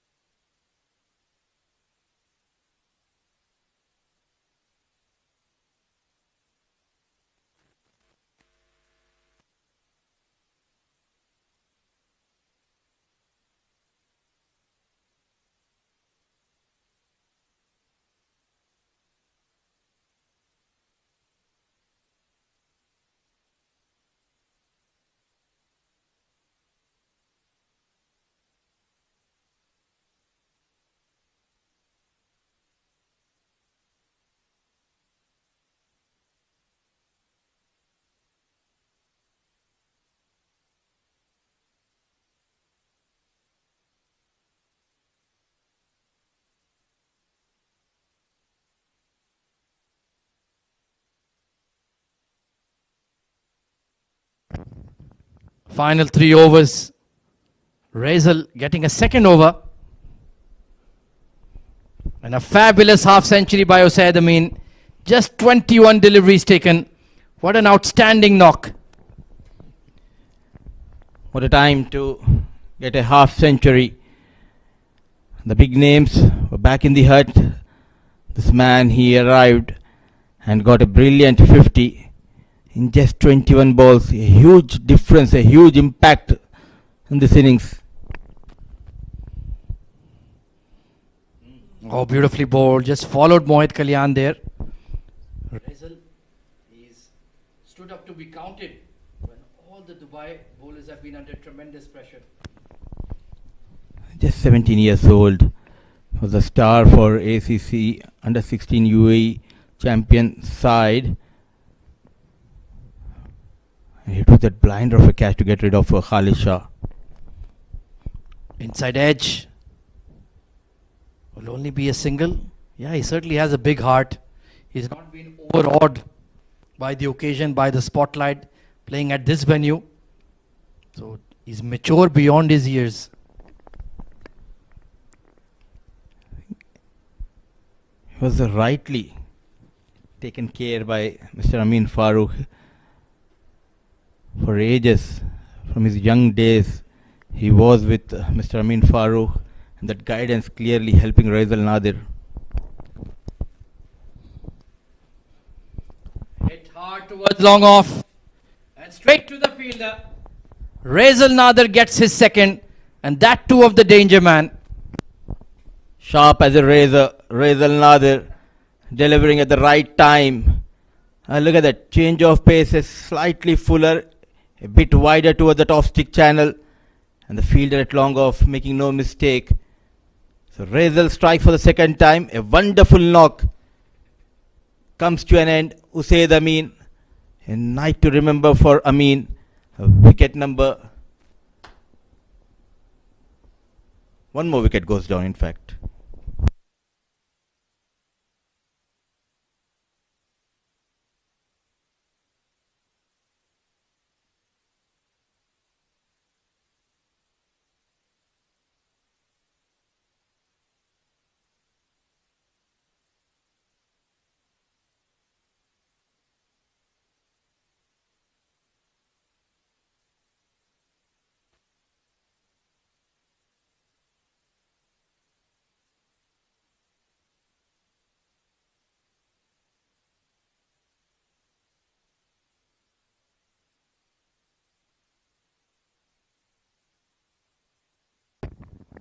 A fabulous 50 from Usaid Amin. He came in when we were unsure how the Sharjah innings would progress, but he combined beautifully with Vriitya Arvind to really put the Dubai bowlers under pressure. So strong against spin and pace alike. Taimur Ali, another hard-hitting all-rounder coming in, and immediately gets going with a sharp double. Good intent between the 20 yards. New to the crease, but not being greedy is Mohit Kalyan. He responded to the call of Taimur, not looking for the strike, running hard for his team. Every run mattered, but what an over in progress, where the other bowlers, they went for plenty of runs. But this boy is making some contribution, some difference with his bowling. Oh, he certainly has created a big-time impact. Excellent Yorker, right at the base of off and dug out by Taimur Ali. 197 on board for Sharjah. Still 2 overs to go.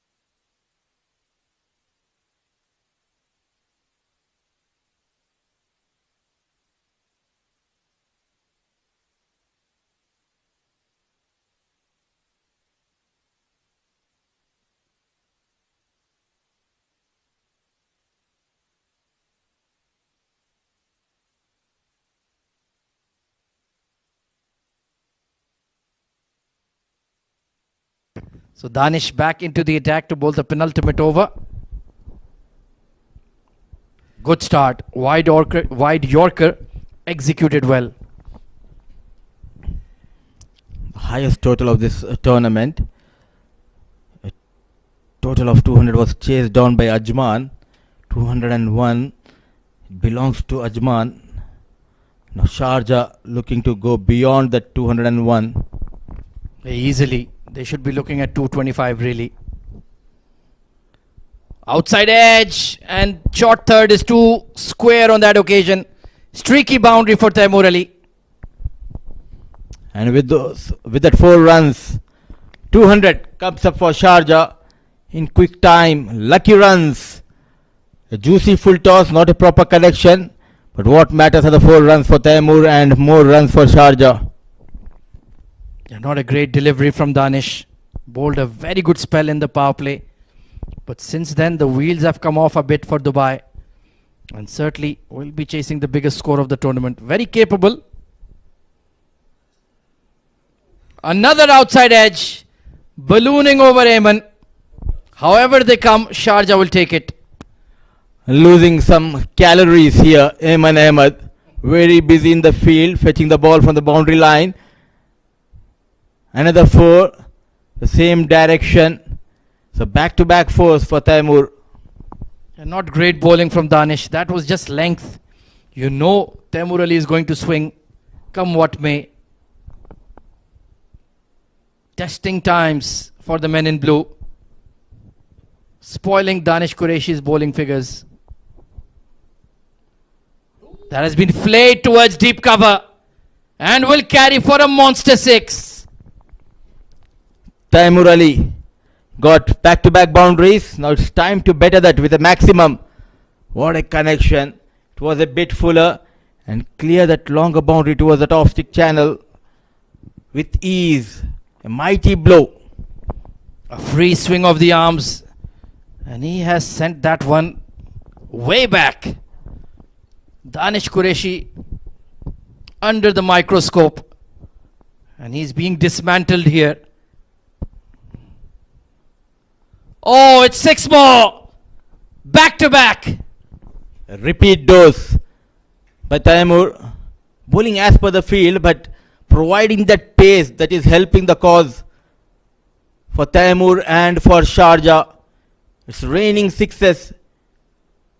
Keep on counting, says Taimur. First it was over cover point. Now backward point. And forget about 225. Even 240 is within range now. Ronak Punoli must be tearing his hair out. His prime bowler is being smashed. Oh, swing and a miss. But the damage has well and truly been done. 20 off the over. 217 on board.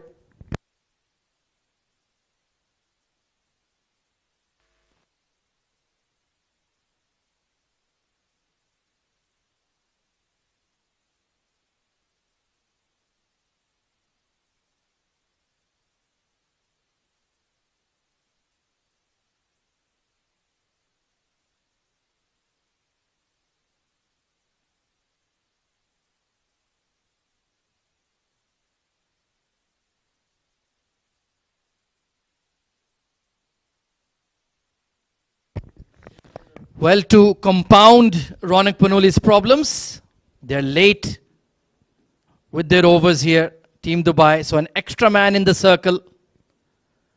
So mid-off has come up. No, pardon me. Who has come up? Let's take a look. Square leg is in the circle. So long on, mid-wicket. Long off, deep cover. But the square leg is in the circle. And he's pinged it over extra cover. Mohit Kalyan. That is ridiculous. From 217, the score moves to 223. What a start to the over. A bit fuller. Showing his class. Not trying to hit it hard. Pure timing and class from Mohit Kalyan. And bit surprise. No Razel Nadar to bowl that final over. Very expensive. Ayman Ahmed was given the job to bowl that final over, but not an ideal start. He started this over with a maximum. The highest total of this tournament now belongs to Sharjah. And rightly said by Ahmed, they can go beyond the 235, 240. That has landed on top of the Sachin Tendulkar stand. And that is reminiscent of the great man himself. What a shot. Mohit Kalyan means business tonight. 30 of 15. Ayman under the pump. He's heaved it towards square leg. Will plug and land in front of Vriitya Shetty. Well, Dubai looks shell-shocked. Yeah, just not able to stop that run of flow from the blade of Mohit Kalyan. And it's not only about those maxims and boundaries, Ahmed. What impressed me is his fitness. Running hard. He's almost there for the last 8-9 overs. Conditions are really tough here. Sultry conditions indeed. And it's getting even hotter in the middle with the way Sharjah are swinging their blades. Two bowlers came near to touch that 50 mark. 46 in 4 overs for Nilansh. Now Ayman 41. Good Yorker. That's his calling card. Finally gets it right. Can Dubai chase this down, Mudassir Ali? You need a miracle and you need an extraordinary start. 6 overs, at least 75-80. Yeah, it has to be Ronak Panoli, Aryan Lakra, Nilansh Keswani, Ramesh Shehzad. All hands on deck. Israr Ahmed also a key player. We're certainly in for some high-class entertainment. That is what I love about the Dubai team in the D series. They're always the most entertaining side. Either way, either they get smashed or they smash the opposition. And they're not welcomed nicely by Sharjah here.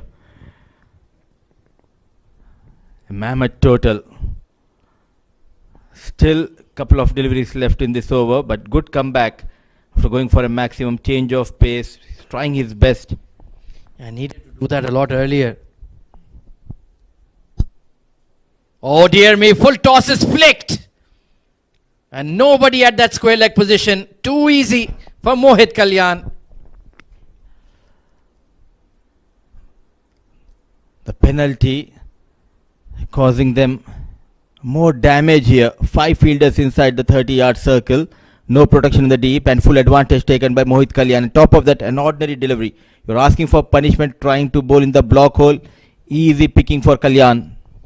Forget about it. This is a D20 historic score. All-time score that Sharjah have posted.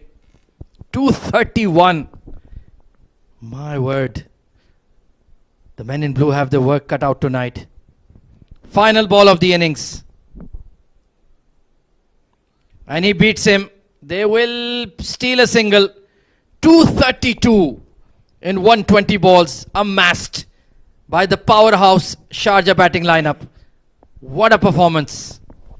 Records tumble down here at Sharjah Cricket Stadium. Usaid Amin getting a fastest 50 of this tournament. Now, the history of D20, the highest team total now belongs to Sharjah, 232. They manage in their allotted 20 overs for the loss of 5. What a knock. Pure intent and entertainment we have witnessed from the batters of Sharjah. Mohit Kalyan, he also chipped in with valuable runs. Quick 37 for Mohit Kalyan. It all started with Vriitya Arvind taking that responsibility top of the order. 70 of 41 balls. He took his own time before he got after the bowlers. Not much for Khalid Shah and Liaquat. Mohammad Haaland, he was promoted up the order. 25 runs for Haaland, but it was a partnership between Usaid Amin and Mohit Kalyan that took Sharjah beyond the 200, 232, 37 for Kalyan and Usaid Amin. A wonderful 50 of just 22 balls. 17 extras offered generously by the Dubai bowlers. Danish was the standout, 2 for 45, 2 wickets for young Rezal as well. He only bowled 2 overs, but certainly created an impact. Ronak, Ayman and Nilansh all getting smashed all around the park. And they were 34 for 2 at one stage. Who would have thought that they would go on to add 200 more from that point. Taking a look at the highlights of this highly entertaining batting effort, it was Khalid Shah and Vriitya Arvind opening the innings, and Vriitya was in full flow right from ball one. Unlucky dismissal for Khalid Shah, picking out the deep point. Excellent game awareness from Rezal. Dania Liaquat holding out to mid-on as well. But then it was that combination of Halan and Vriitya Arvind who got that momentum towards Sharjah. Vriitya in particular was in imperious form, smashing a quick fire half century. He made 70 in the end of just 41 deliveries. Some enterprising stroke play and a fabulous knock from the captain. Anytime the Dubai bowlers missed out on their length, they were not spared until this moment. Caught at short third, but that allowed Usaid Amin to really open up and smash a 21 ball half century alongside Mohit Kalyan. Terrific partnership. This was an unbelievable strike over deep cover. Usaid then caught out at long off, but that allowed Taimur Ali to arrive, and he well and truly did, smashing two great sixes over the covers against Danish Qureshi. In the final over, Mohit Kalyan pinged Ayman over extra, and then with the fielding restrictions, flipped him over square leg for 4 to get beyond the 230 mark. So 232. It's a massive run chase for Team Dubai. Can they pull off a miracle? We'll find out after the break.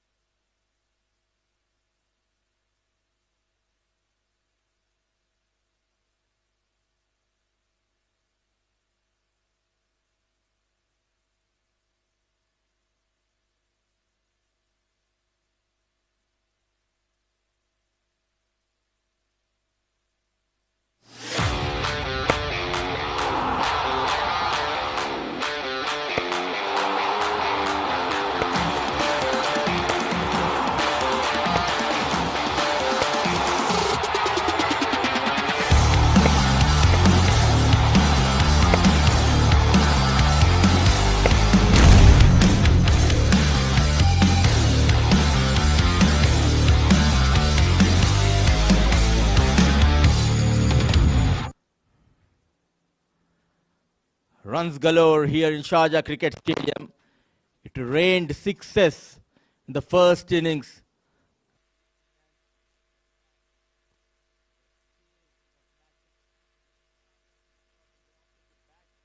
Vriitya Arvind runs in just 41 deliveries. A controlled aggression we have witnessed from Vriitya Arvind, and Halan also contributing with the bat. Really made that huge difference. The record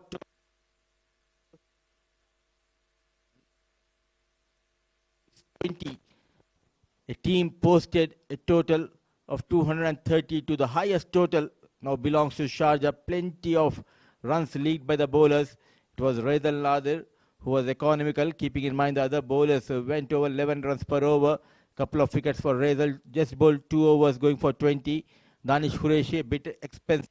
He got 2 wickets to his name. Nilansh Keswani, Ronak Panoli, Eman Ahmed, wicketless. Aryan Lakra also.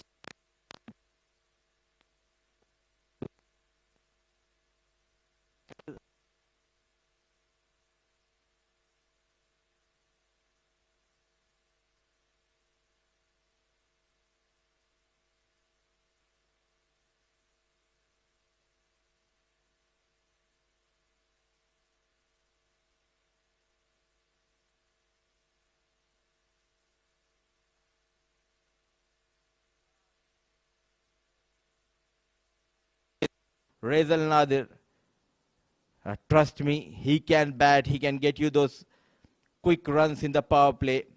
To talk a lot more about this run chase, joining me in the comm box is Dr. Rizwanur Rahman. 233 is what is required to chase down. And I tell you what, for Sharjah, Diwali has come a bit early. Well, pyrotechnics on display right from the top order, and it was the departure of the opening batter. Then the middle order took control. Usaid Amin, Mohit Kalyan, Mohammad Halan, they all contributed. And Taimur also with a quick cameo towards the end. Well, what a evening we've witnessed. One of the spectacular matches of the D20, getting the maximum 232 runs. Well, certainly the boys in black and red have enjoyed their outing today. And top of a few dignitaries.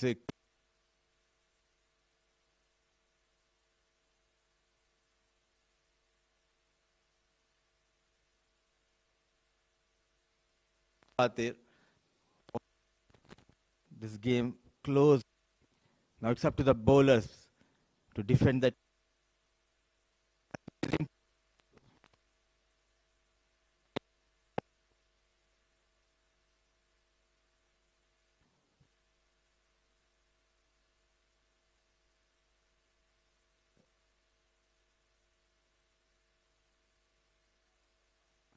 He's getting ready to bowl the first.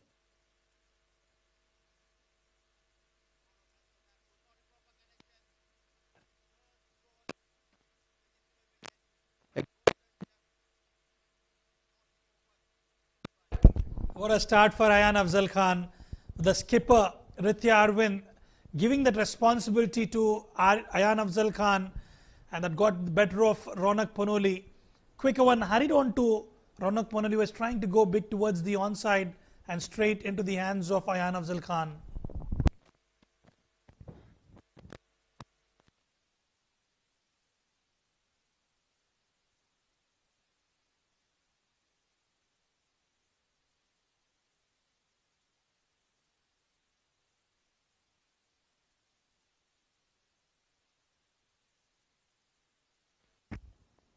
Look at that. Ball just stopping and coming on to the blade. He played a bit.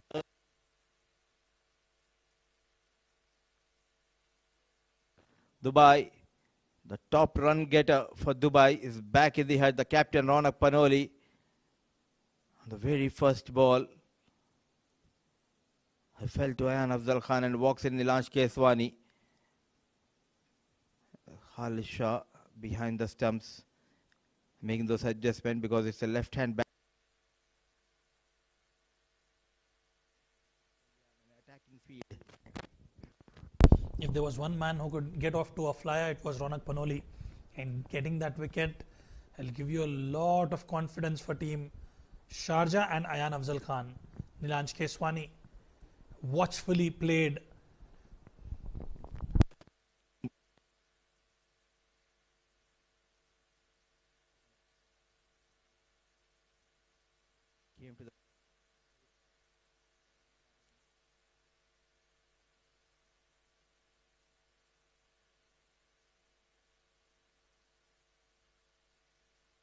Yes and no. But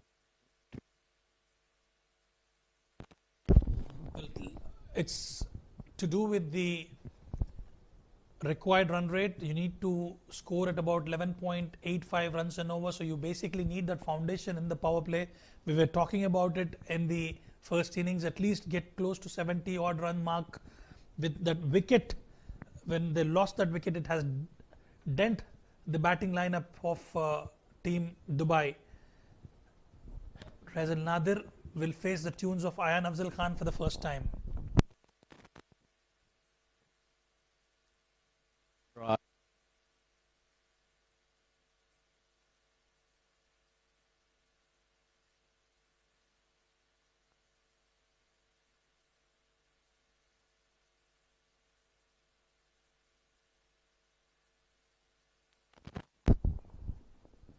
Huge appeal and the finger goes up. I thought for a second that was drifting down the leg side. Ayan Afzal Khan picks up another wicket. What a start for Sharjah. And a good captaincy to start with Ayan Afzal Khan. This time very slow in the air. And hitting on the front knee roll. Made the life easy for Shami maybe. So 2 wickets down in the very first over. Another batter without troubling the scorers. He walks back. So change at the top of the order. Not going in favor of Dubai.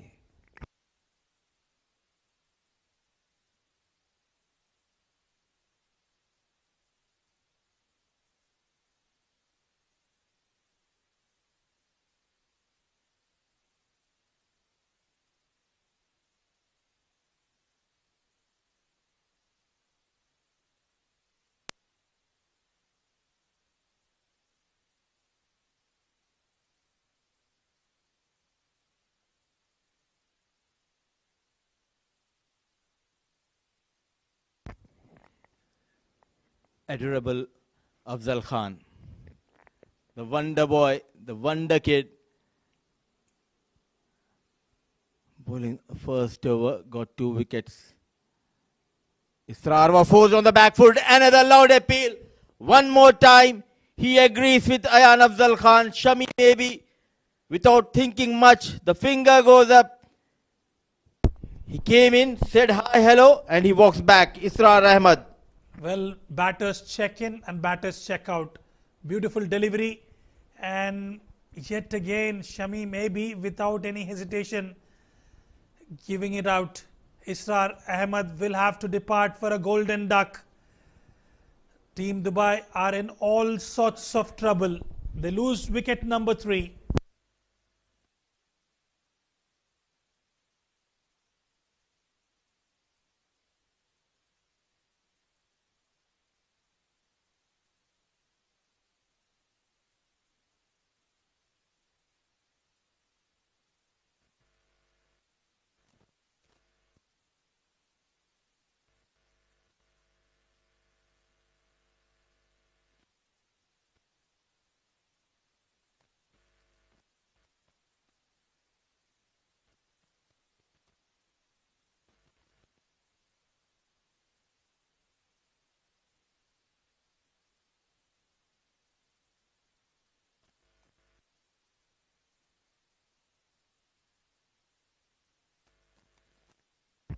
A disastrous start for Dubai.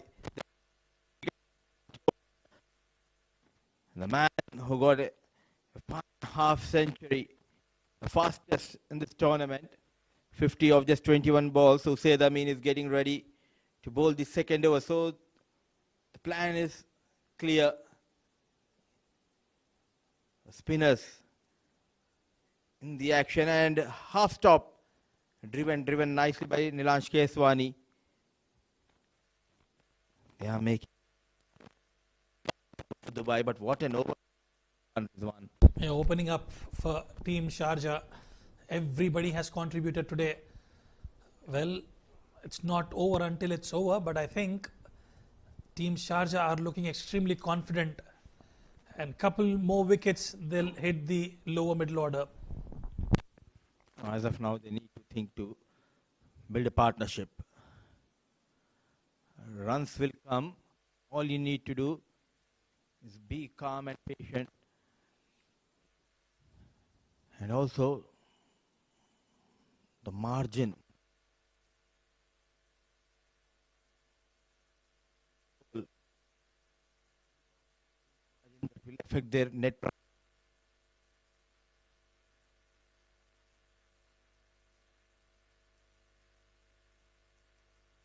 table way down the leg. So two left-handed batters.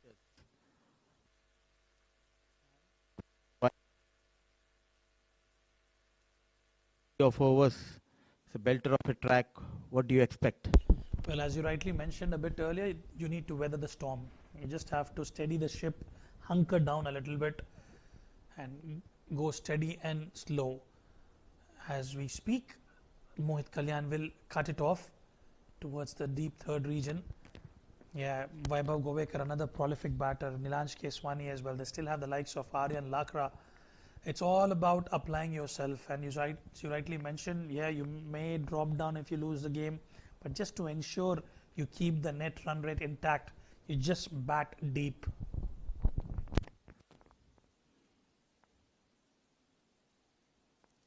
You're expecting a firework.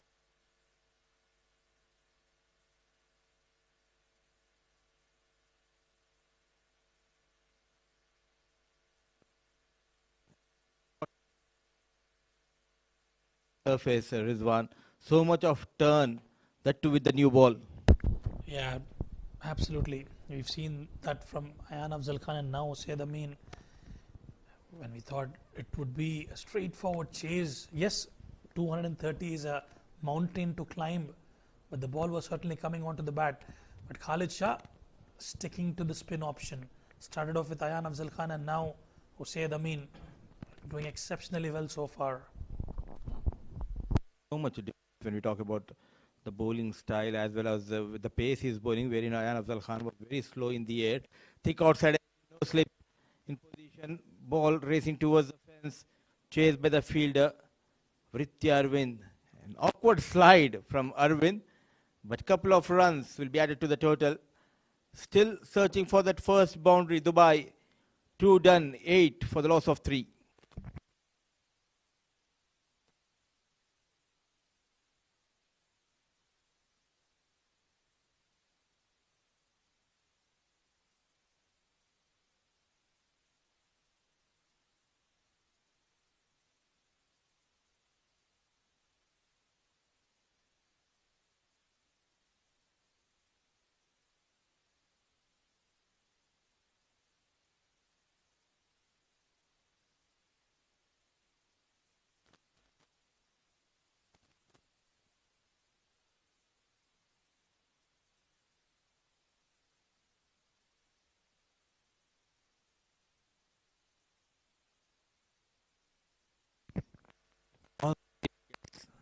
Went down in the first over of Ayan Khan.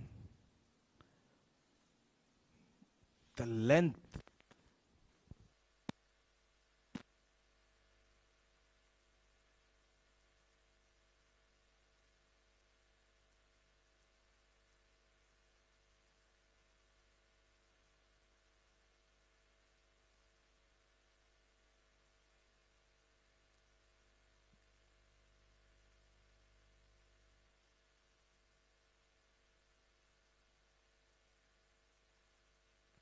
Not very convincing on that occasion from Vaibhav Govekar. He had to stretch to get that connection. And what a start for Ayan Afzal Khan, especially with so much of due. You've given that responsibility to come and bowl the first over of the innings in the power play. Well, he's responded to the captain's call. So many beautiful stories when we talk about the cricket and the players in this region. And he took in fact those big strides at an early age. He made a debut for UAE.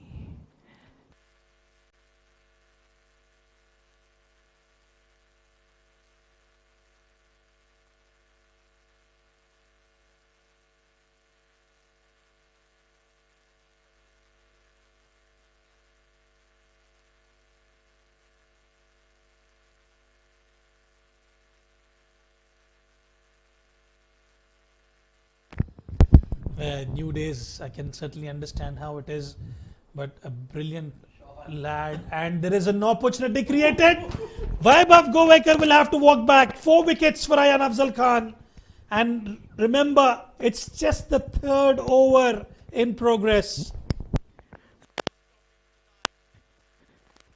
Ayan Afzal Khan, he's on a roll with the ball. Another slow delivery, trying to clear that leg side, but there was a fielder stationed. Usaid Amin, wicket number 4 goes down. Wicket number 4 for Ayan Afzal Khan. Dejected is Vaibhav, is 10 for the loss of 4.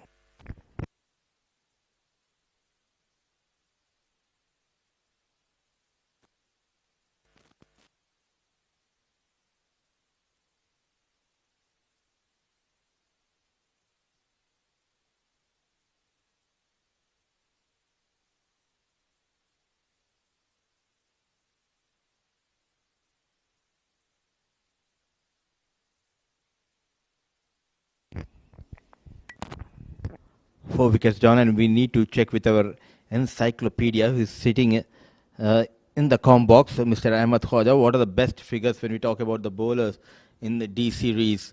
4 wickets, just 3 runs. Overall, if we talk about the D20,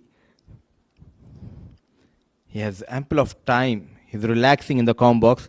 So why not? So 4 wickets down.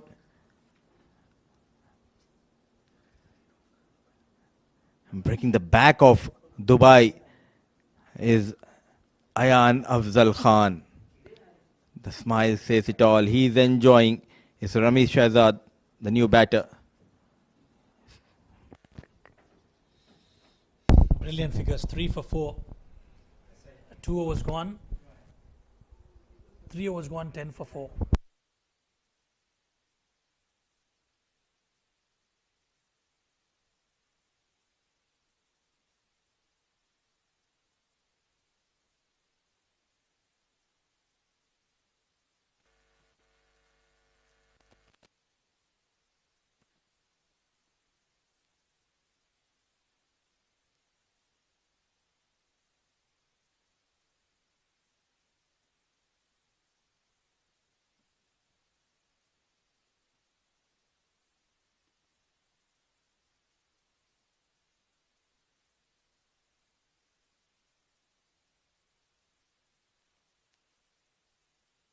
Usaid Amin will continue.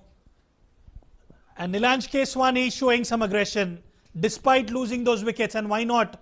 They've got a mammoth total to score down. And what a connection, what a shot. The first maximum from the blade of Nilanj Keswani, the first maximum for Dubai, was forced on the back foot, but what a hit. The night sky of Sharjah. He sends Usaid Amin out of the stadium for the first time. A lot of hard work and repair work needs to be done by Ramesh Shahzad and Nilanj Keswani.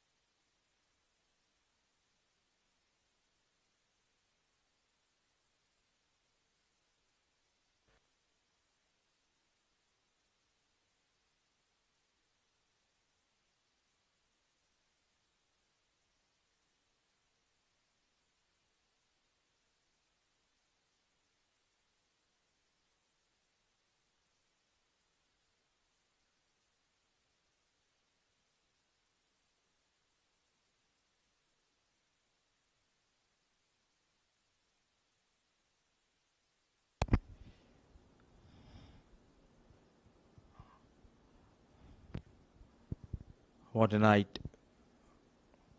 We talk about cricket here at Sharjah Cricket Stadium. We have seen so many close games, thrillers, high-scoring games. Even just a couple of nights ago, Dubai, they were not able to defend 200, but now it's a role reversal for Dubai. This time they're chasing a mammoth total of 232, which was posted by Sharjah in the first inning.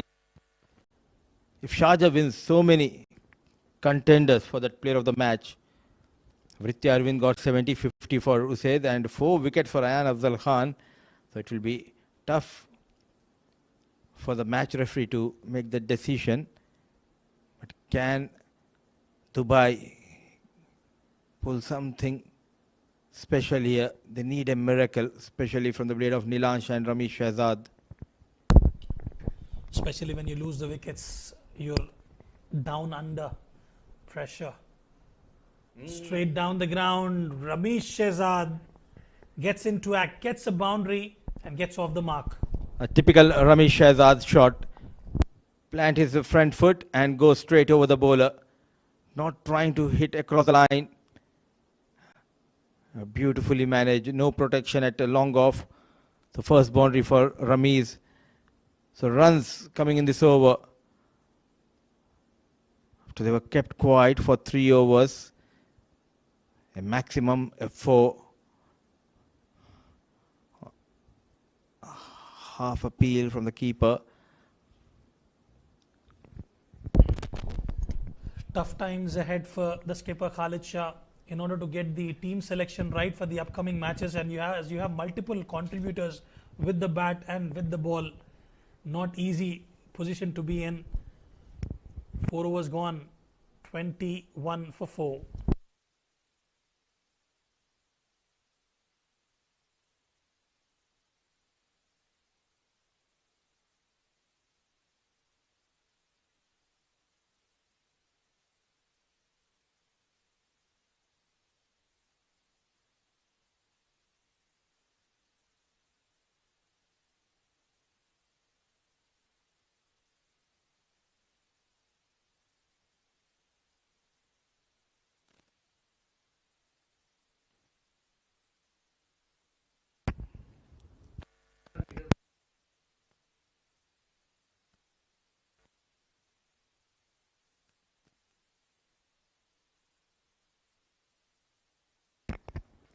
.21 on board. Ayan will continue to bowl his third. Just 3 runs in his first 2 overs, and as a captain you would love to have such headaches when we talk about the combination. Rightly said by you in the previous over that they have a very good bench strength. So it's not easy to select best 11 for Khalid Shah, but he did a good job. I think he justified when it comes to the Sharjah playing 11 in this game against Dubai. Well, initially we thought it was a strange decision to opt to bat first given the conditions, but it has been well executed by the batters of Sharjah. And when you have such problems, as you rightly mentioned, it's a good headache to have. And again, if you look at it, multiple players have been given the opportunity. You've seen Khalid Shah today donning the gloves. Usually it is Vriitya Arvind. So they are maneuvering their players quite well.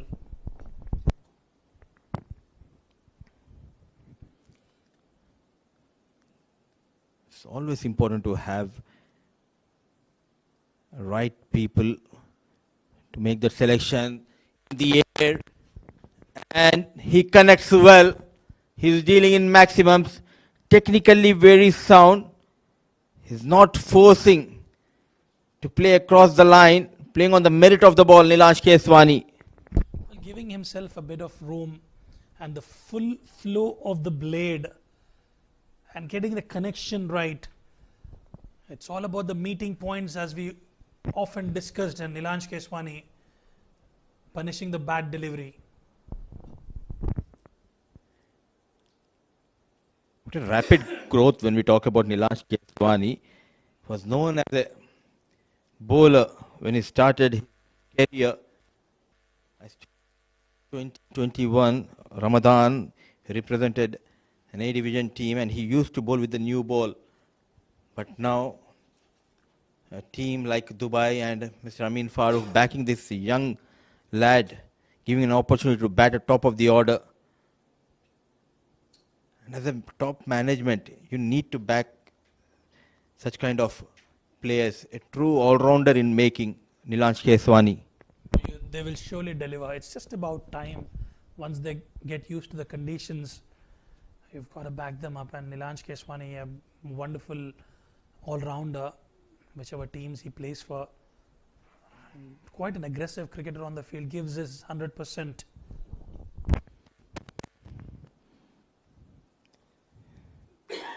Taking his own time, making sure that he has that firm grip on the ball. 10 runs so far. Nilansh was forced on the back foot, very watchful. So 11 runs from the third over, but no success in this over for Ayan Afzal Khan. 5 overs done, 32 for the loss of 4.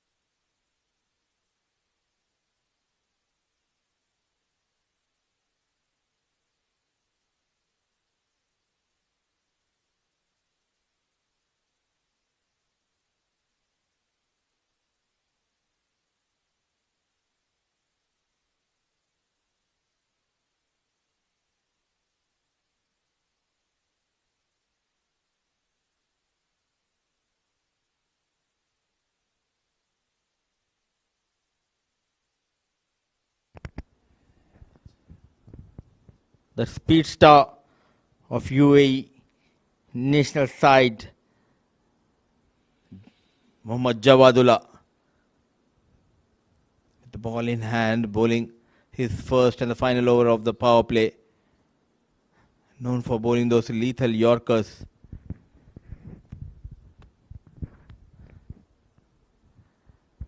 Onto the pads. I think it was in 2022, month of November, we were having another domestic tournament at Vision Cricket Ground. That was the first time we saw this lad. Ahmed Khwaja was also in the com box. And he bowled with so much determination. All the 4 overs, almost 20 balls, he bowled Yorkers without giving away any extras. So that was the first time we watched this fast bowler. Now he's a big name here in UAE.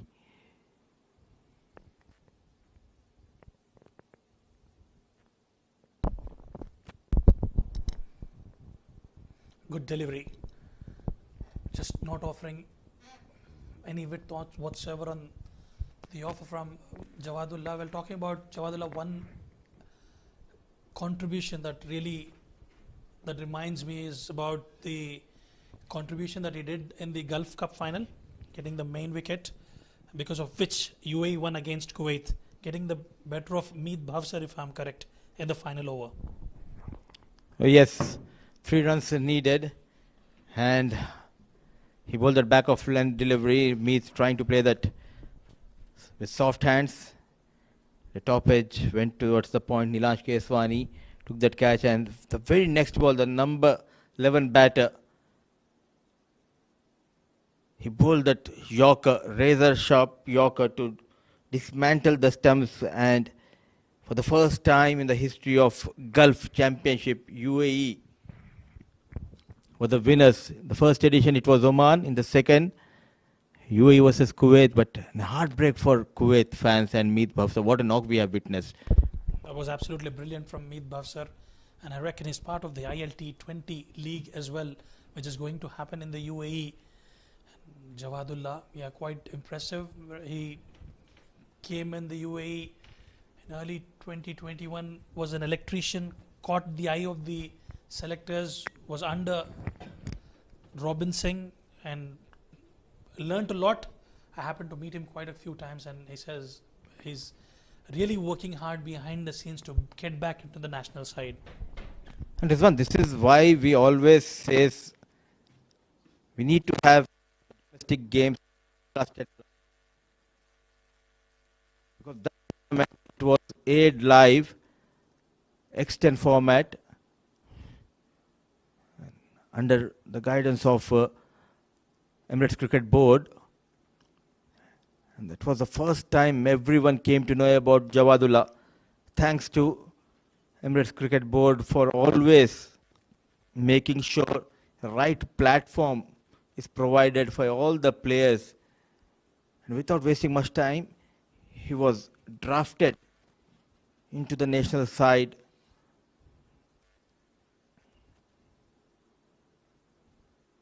An humble human being, Jawadullah. Oh, look at the tries.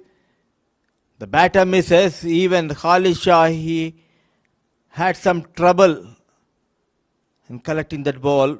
Beautifully bowled. Rizwan, 6 overs gone here. 37 for the loss of 4.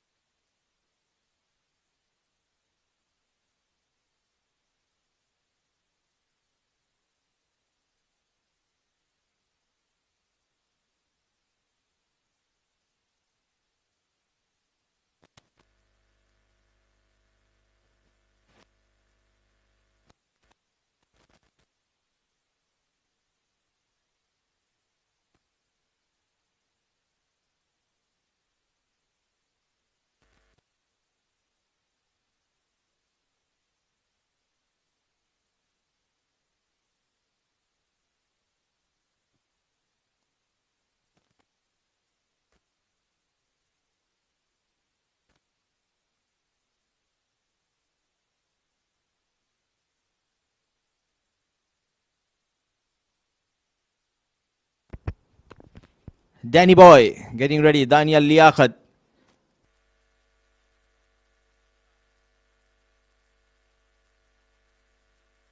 They have lost 4 wickets. Little partnership flourishing between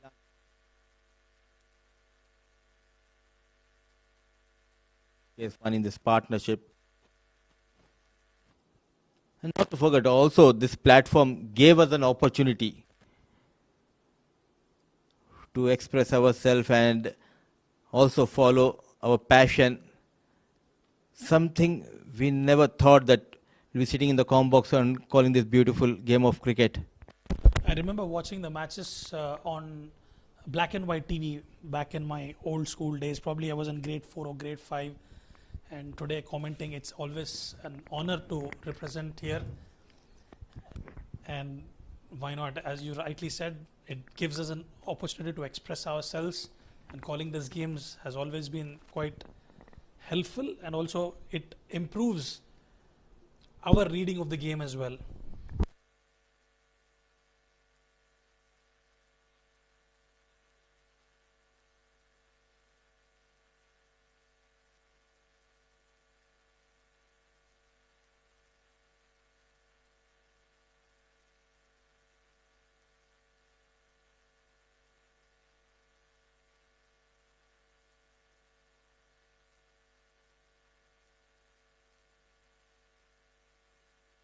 Also for commentators as well.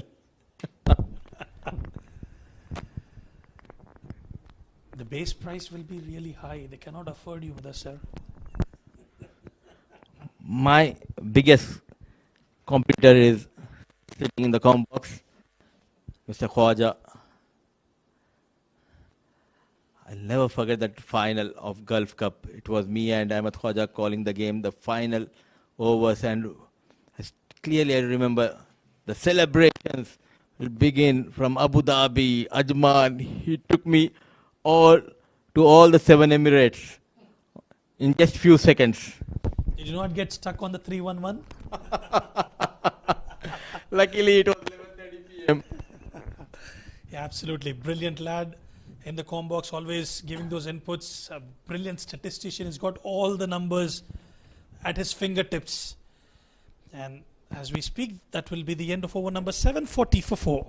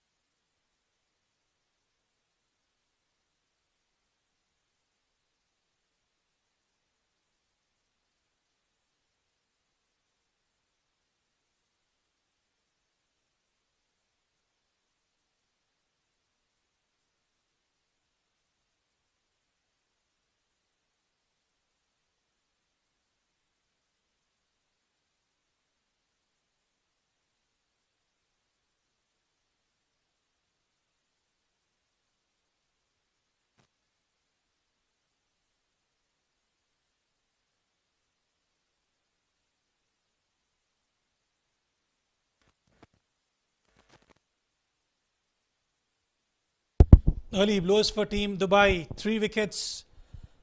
4 wickets, in fact, for Ayan Afzal Khan.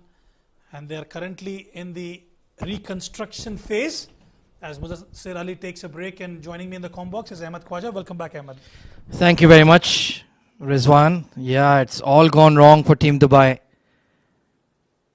Piling on the runs for Team Sharjah, and then disastrous start as Ayan Afzal Khan ripped the heart out of the Dubai top order in just a matter of 6 deliveries. What a spell. Truly has taken the game away. Inside edge, did not know much about it, Nilansh. Well, Ramiz and Nilansh are trying to rebuild this innings, but already the required run rate has ballooned above 15 per over. It's not going to be easy from here on. They need some monstrous hitting. Remember that score that Sharjah have managed to pile up 232 runs on board. There were 4 contributors with the bat, and Dubai have already lost 4 wickets, and now at this juncture it's all about damage control and trying to see how deep they can bat. Yeah, and there were the prized wickets as well of Ronak and Israr in particular. Edged past the keeper. Khalid Shah just out of his reach, and a streaky boundary for Ramiz. Yeah, Dubai will take it, Ramiz will take it. Gave himself a bit of room, slightly away from Khalid Shah. Much better effort was required, but in the end it has fetched them 4 runs. Yeah, I think he got wrong footed there. His weight was on his left foot, hence couldn't quite get across. 13 or 15, so it's been a sedate start for Ramiz Shehzad. But he is one player. If he can just travel back in time, if he gets set, anything is truly possible in D20. Jawadullah has bowled a very good spell. Only 9 runs conceded so far. Yeah, being optimistic, definitely, why not? It's all about getting those 2 big overs, probably about 20, 22 run and over. And all of a sudden the equation will change. And when you can back yourself that you can deliver, why not? Yeah, the problem is Sharjah's bowling lineup has a lot of quality. It's difficult to target one bowler.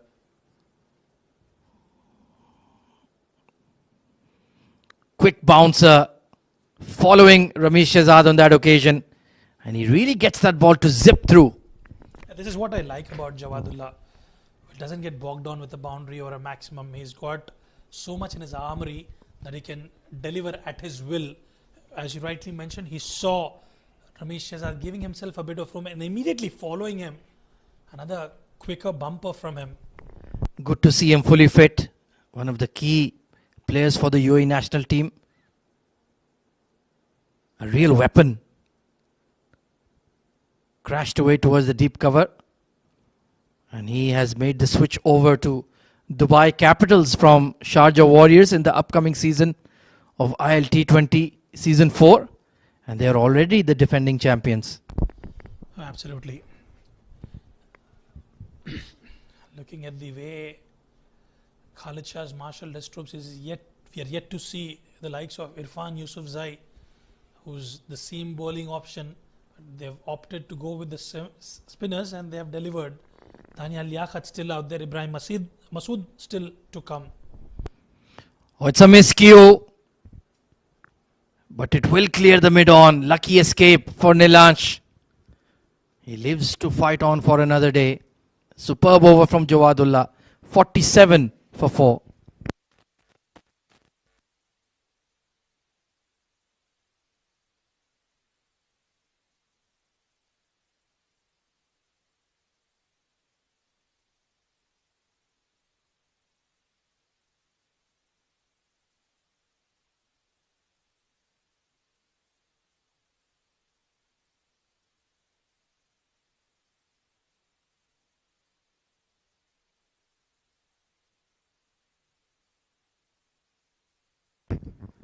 It's a late evening for some, but still enjoying the action here at the D20. We always welcome spectators, absolutely free of cost. And I'm sure as the tournament gets towards the crunch stage, we'll see more and more eager onlookers coming in to watch the live action. You can, of course, follow the entire D20 on Sports Eye on YouTube as well. Dania Liaquat into his second over. Oh, it was the arm delivery. Just hung it up outside off. Trying to slash the ball hard, Nilansh. Yeah, gave away 3 runs in the first over, mixing it up really well. And watch out for the quicker one from Dania Liaquat. Surely has to target the onside boundary here. He goes big, but it's a miscue. And a simple catch for Usaid Amin. Well, they had to take the call to be aggressive. Nilansh Keswani on this occasion trying to go big, just not getting the connection right, and in the end, an easy catch for Usaid Amin. Nilansh will have to walk back, 5th wicket down, and Dubai are in all sorts of trouble.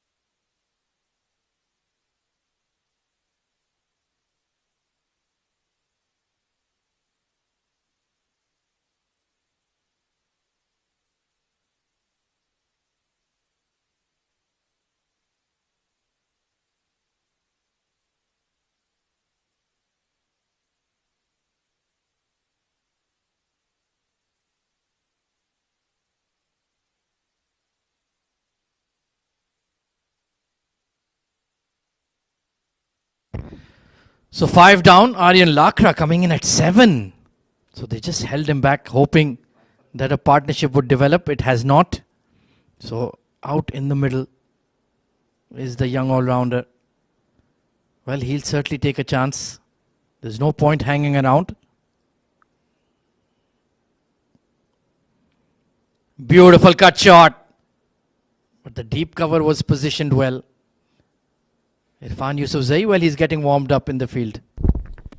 Well, they're putting everything behind the line, although they are very much and truly in control of the game, but it's the commitment in the field of Team Sharjah. Irfan Yusufzai doing exceptionally well on the boundary rope. Started off the tournament really well, Dubai. 4 wins out of 4, but now staring at 2 back-to-back losses against Ajman.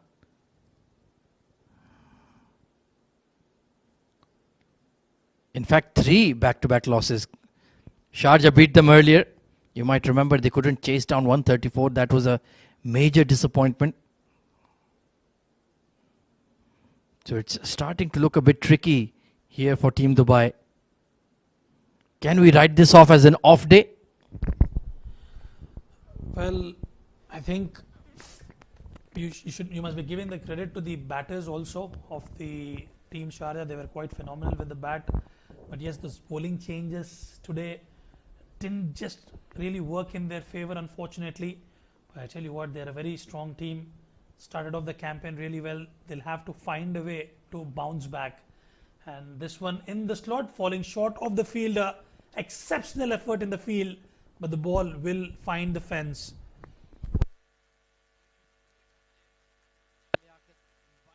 Shot. And he picked the right area, right over the bowler's head. Usaid just couldn't get there. I just want to correct myself. They started with 3 consecutive losses, not 4. 3 consecutive wins, pardon me. 53 for 5 at the end of 9. I'll explain that all again later.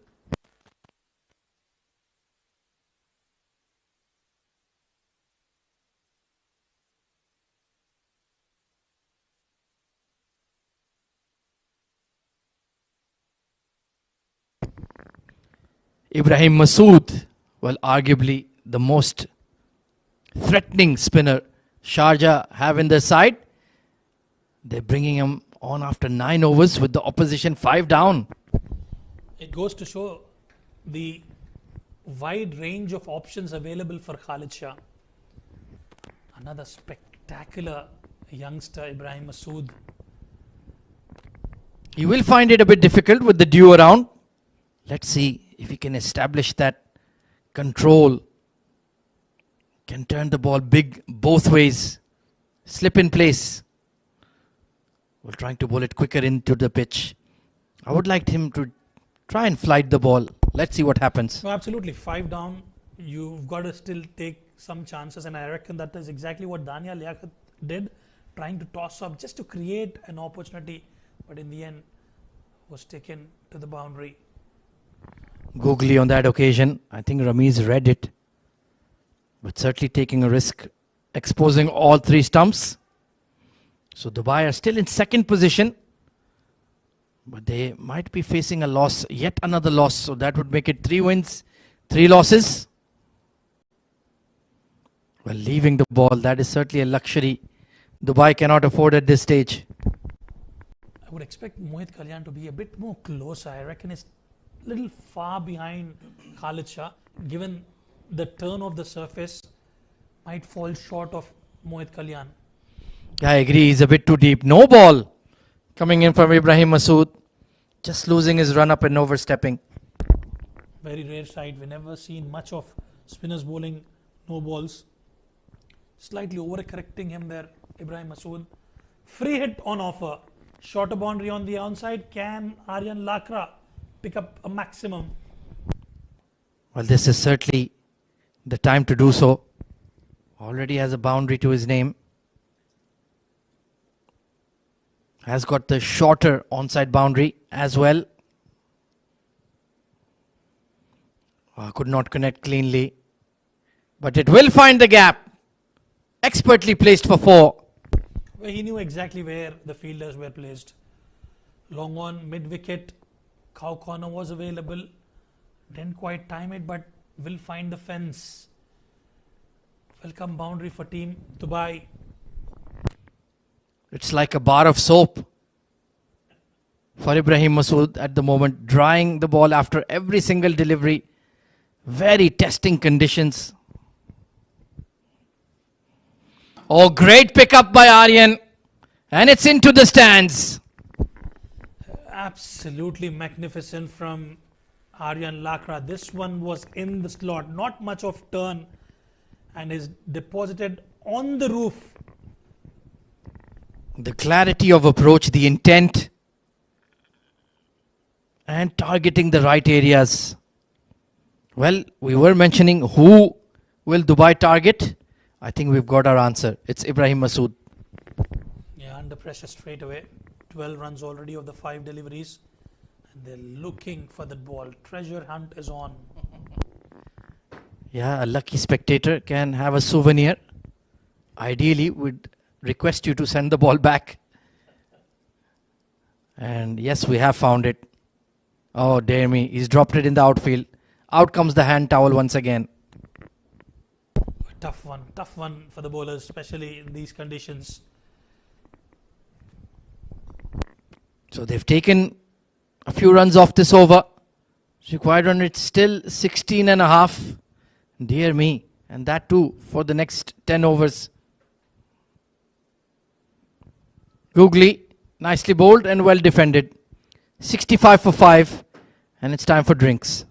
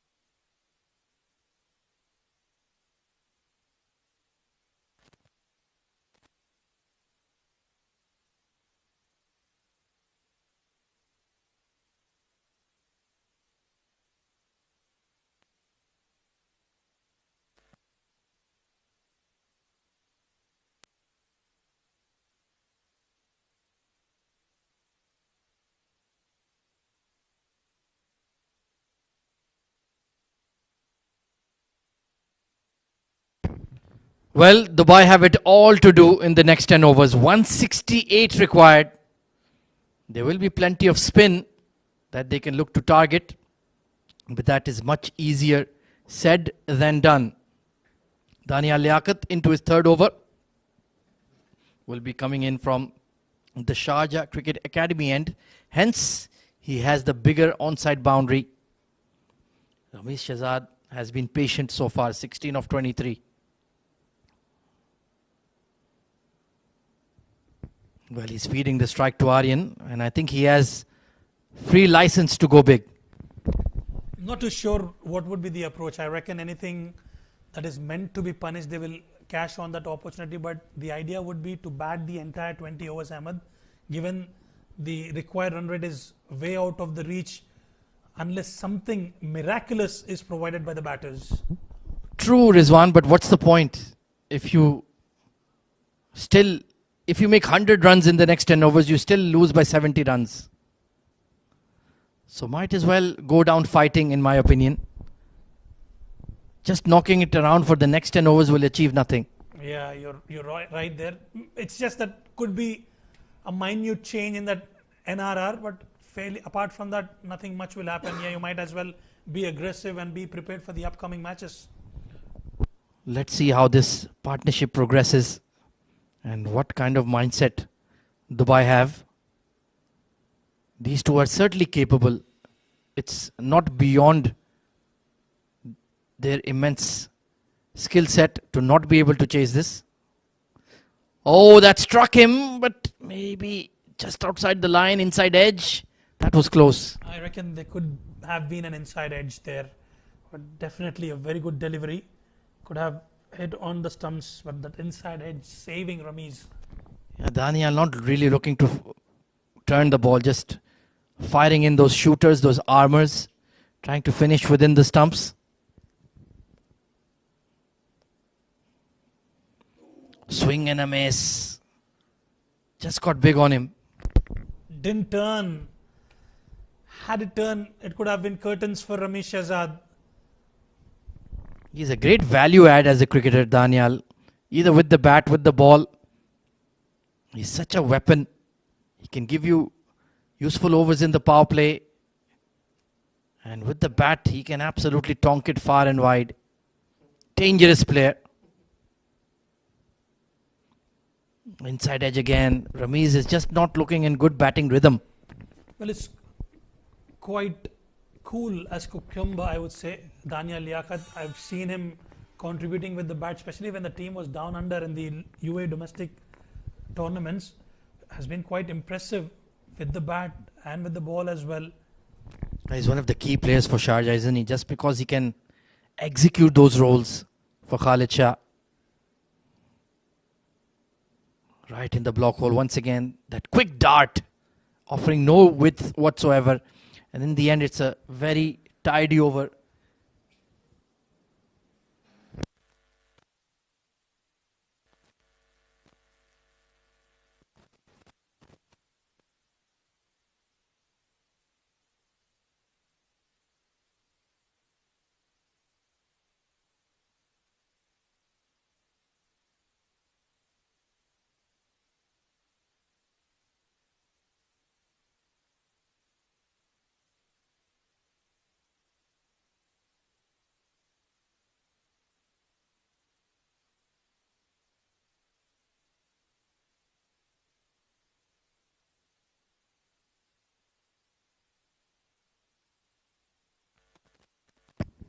So it's going to be the old ball specialist, Mohammad Irfan Yusufzai, the workhorse of the side.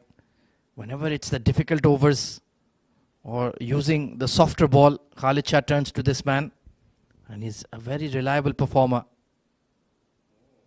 Nicely glided. Good start for Aryan. Oh, deep cover gets around. So this outfield is just getting a bit heavy now. Absolutely, and they're looking for 3 in fact. Poor throw. And they'll just settle in for a couple of runs. Yeah, maybe Ramiz has told Aryan that I'm just not finding my groove. You go hard, my friend. Let's see if you can tee off here. He's gotten off to a start. 18 off 7.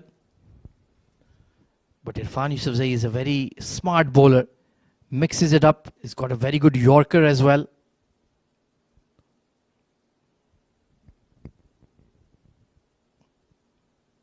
Oh, playing across the line. Just nipped away from Aryan. Beautiful delivery from Irfan Yusufzai. And I like the way he actually utilizes the crease. He's bowling away from the crease.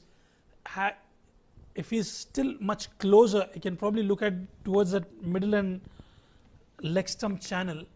And when you're bowling away from the crease, Ahmed, you tend to move away from the batter.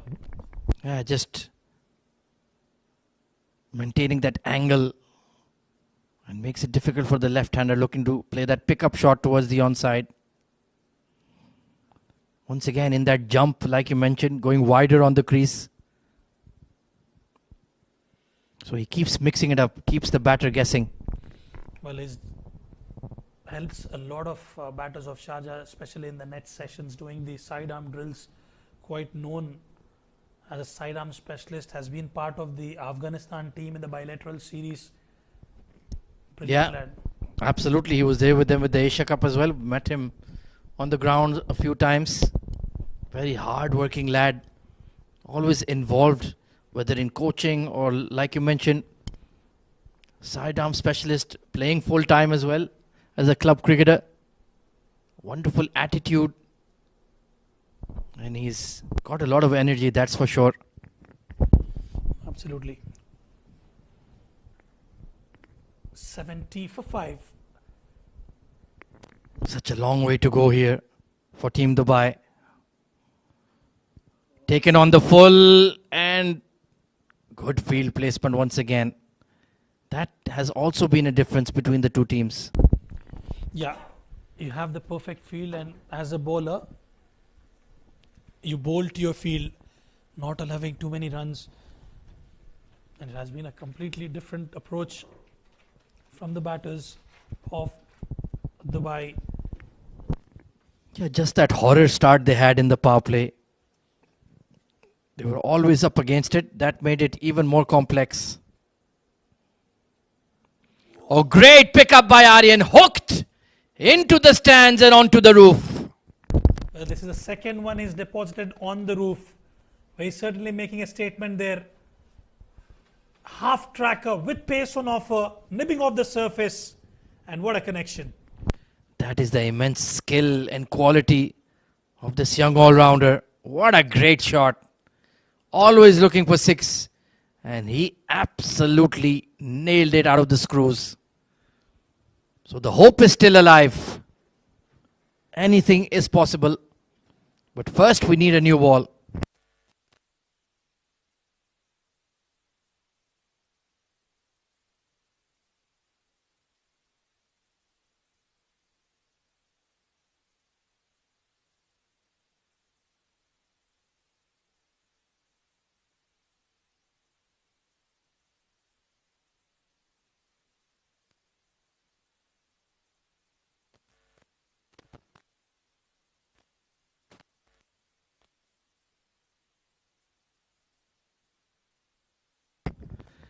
Still not a bad over from Yusuf Zai.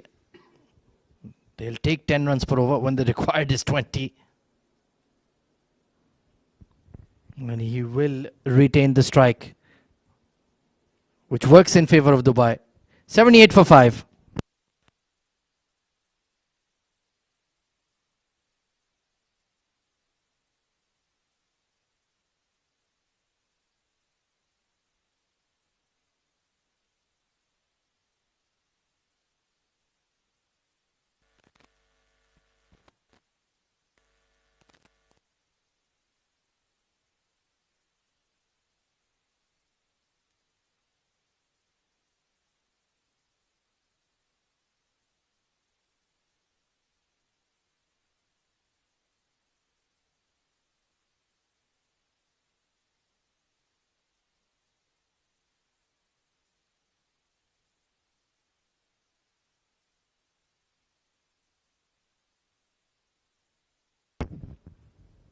Ibrahim Masood will be coming back into the attack.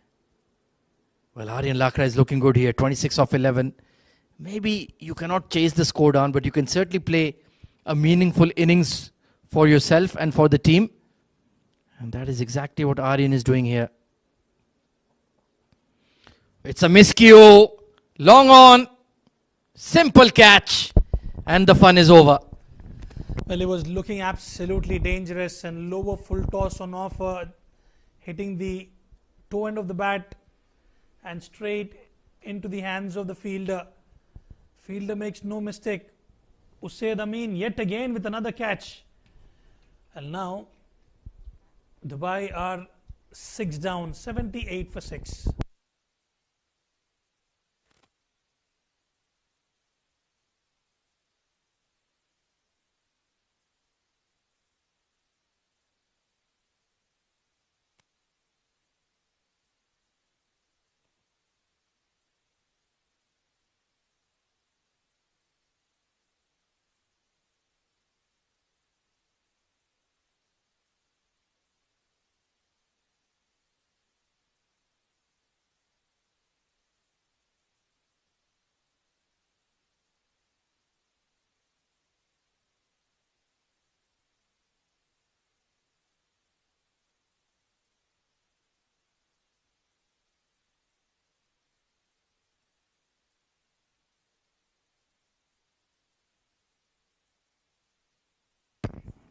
So a fortunate wicket coming in for Ibrahim Masood, you have to say. Full toss miscued to long on. Aditya Shetty coming in at number 8. And yeah, this game has slipped away from Dubai very quickly. And now, like you mentioned, do they think about damage control or they still try to look for big shots? And I think Aditya Shetty will have to give a bit of game time for himself. Well, he's coming in at number 8, but usually handles the middle order. Get some runs under his belt. And with that big net run rate jump you expect Sharjah to achieve, they could be top of the table. Ramiz goes towards cow corner and straight to the fielder. It's catching practice for Sharjah. Jawadullah makes no mistake whatsoever. Well, it was a slog sweep from Ramiz and straight into the hands of Jawadullah. Sharp catch, smartly taken, and Ramiz will have to head back as well. They're falling quickly now, Dubai. 7 wickets down. Ramiz Shehzad gone for 18.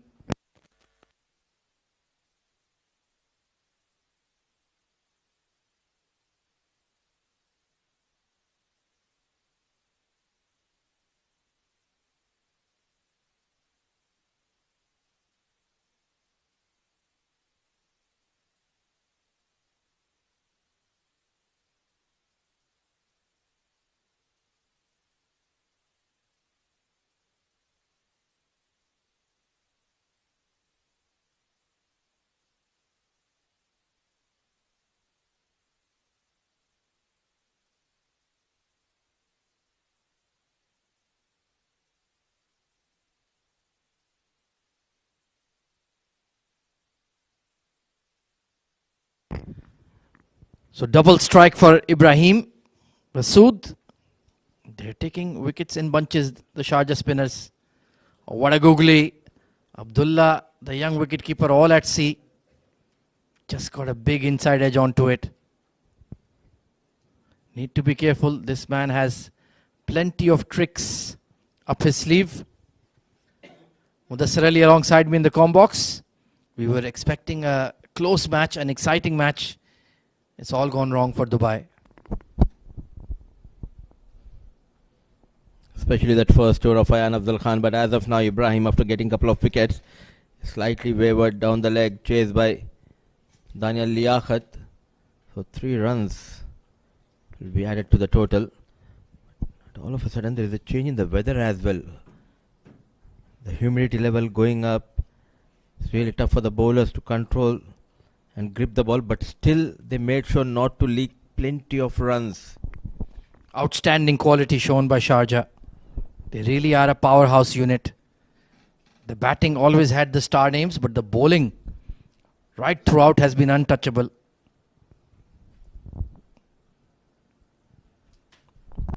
Pushed into the onside. The call is for 2, but a single is all they will get. And Dubai are just having a bit of a struggle.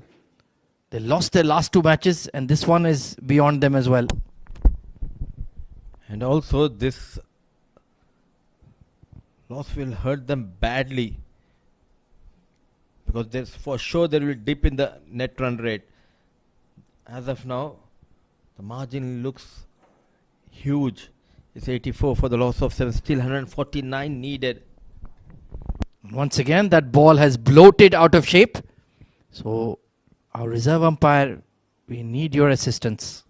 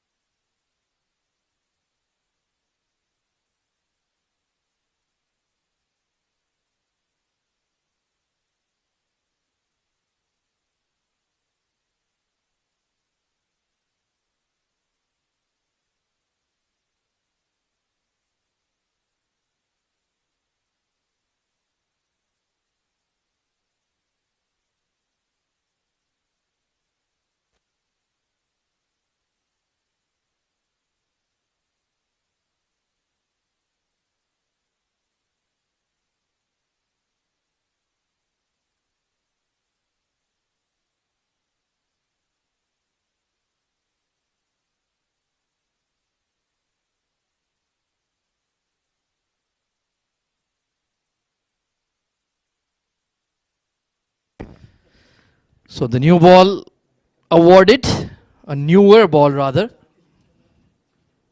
Abdullah Salim needs to watch out for that googly. It almost went through the gate on his first ball. Oh, outside edge, it was the leg break. He swung hard and good commitment from Vriitya to hunt the ball down. And he's lost his footing, slipping and sliding all over the place. 13 overs gone, 86 on board for Sharjah. Pardon me, for Dubai.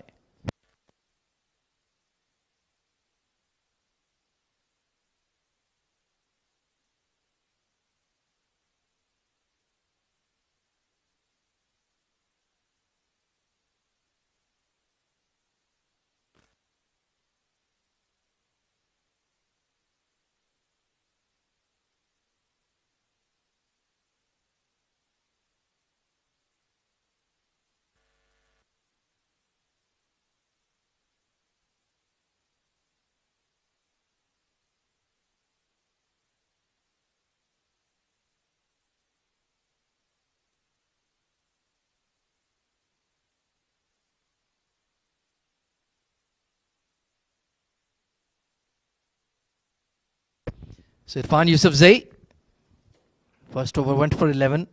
Would like to get his wickets tally increased in the tournament as well. Perfect opportunity to mop up the tail here. These two young lads, I don't think they're going to hang around. They're going to look to play their shots. And could be an opportunity.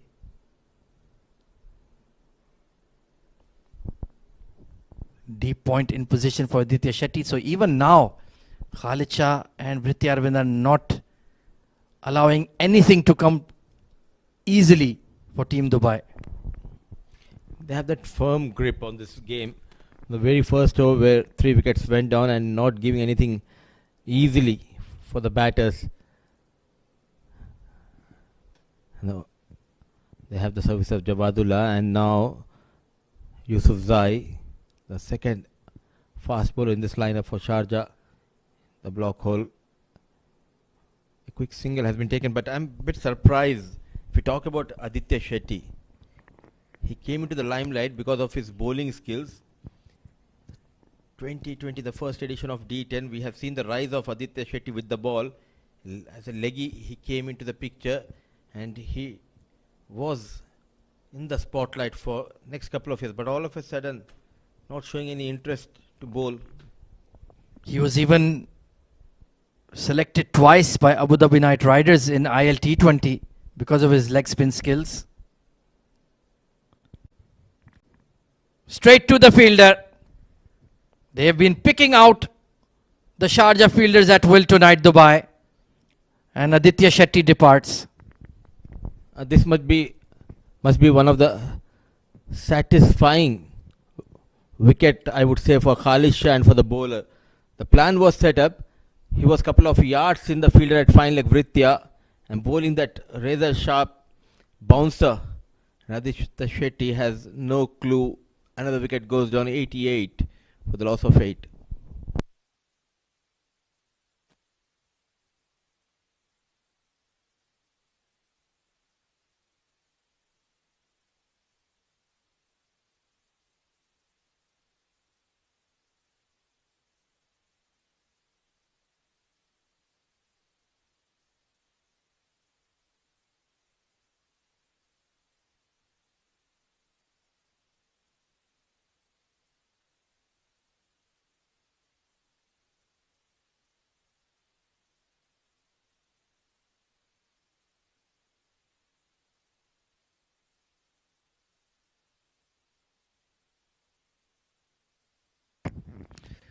Well, that's a very miserable looking scorecard if you're a Dubai fan.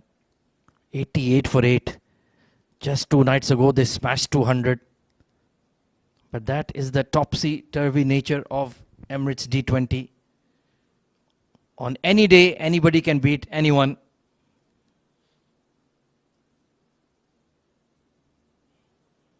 Danish Qureshi, well, might as well go after the bowlers. There's no point hanging around.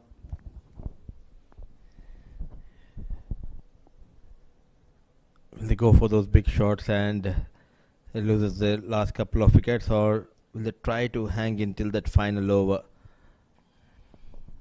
Yeah, it's a dilemma for sure. But if I know Mr. Amin Farooq, he would encourage them to be positive. He doesn't like negative cricket at all. Yeah, that's what he wanted to play.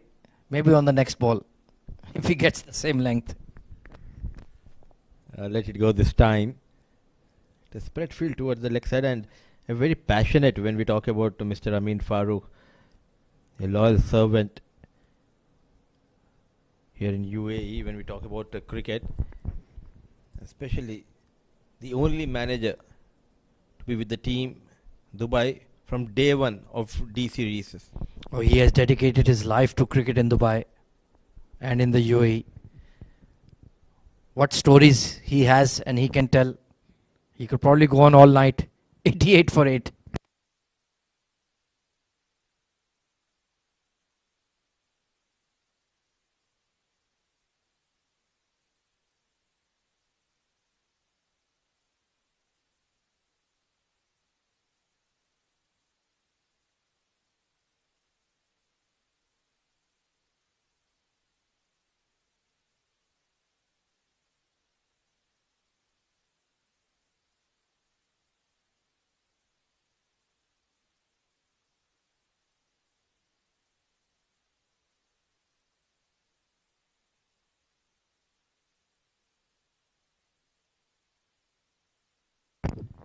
Slip in place for Ibrahim Masood. Much better shot that. Abdullah Salim. Well, he is one man who could certainly use some time in the middle. Hasn't had a lot of opportunities. I'm not sure whether he will get another opportunity this tournament to bat for so many overs, so he needs to enjoy. Yeah, play a handy knock. Come in, not out if you can. Oh, inside edge. It was there for the taking. It's very rare that you get a loose ball from this individual. Already we have seen a leggy getting a player of the match award playing for UAE against Samoa. Farooq Mohammed got 4 wickets early in the day playing in Oman. It's really wonderful to see all these domestic veterans like Simranjit Singh, Mohammad Farooq. They put in the hard yards over many, many years. And they finally got their deserved moment in the spotlight representing the national team. Really happy for them.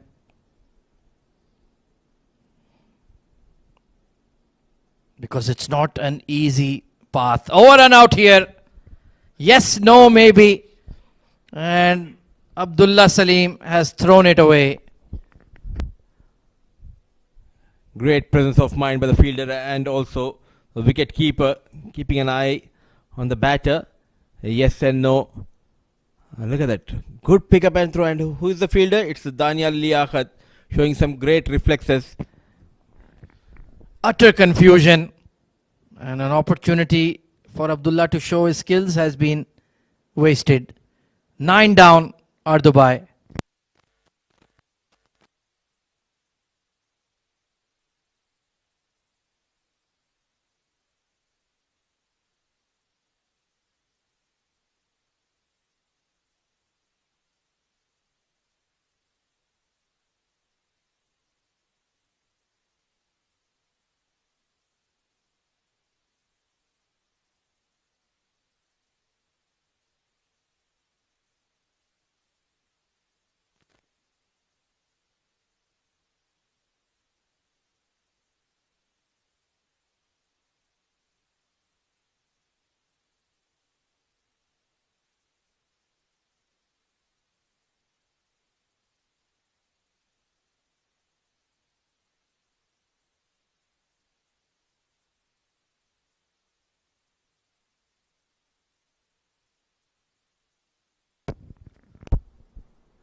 Oh, good looking shot.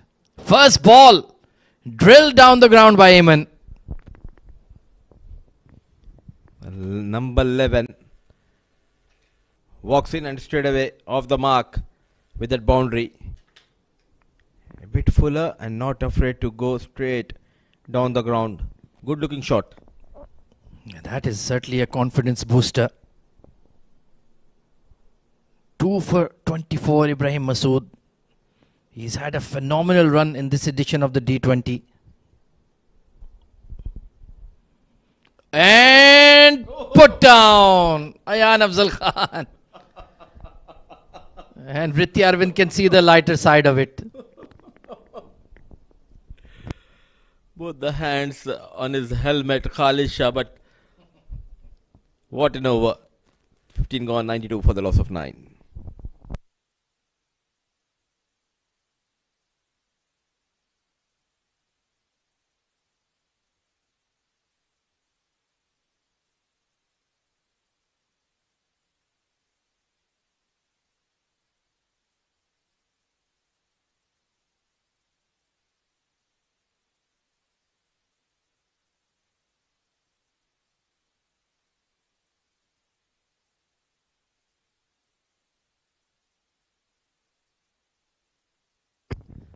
Ayan Afzal Khan, can he make amends? It was a relatively easy catch, I would say. Look at that. He was ready, watching the ball, just not able to hold on to it. Ayan Afzal Khan. It was like a fly buzzing around him. 3, 4, 5, 6 attempts. Leg slip. Just bowling a bit too short. He has to really throw up the ball, invite the big shot from Danish. He's looking for a 5. Danish knows that. So not taking any chances against Ayan Afzal Khan. Well, I think he'll still take a chance. Or maybe not. Oh, come on, Danny. Go for that big hoik. At least try to get a 6 here. Isam Mathurab, as of now, the only bowler who got a 5 in this tournament. And Ayan Afzal Khan, he has got 3 more deliveries. Yeah, he certainly won't make it easy for you. You have to earn it, young man. That came down in installments. Mini Battleland, even the number 10 and number 11, they never want to give a bowler a wicket. Yeah, maybe try that sharp armor. Maybe you can catch the front pad. Now he's manipulating the field. He's asked the fine leg to come in, the square leg to come in. This will be interesting.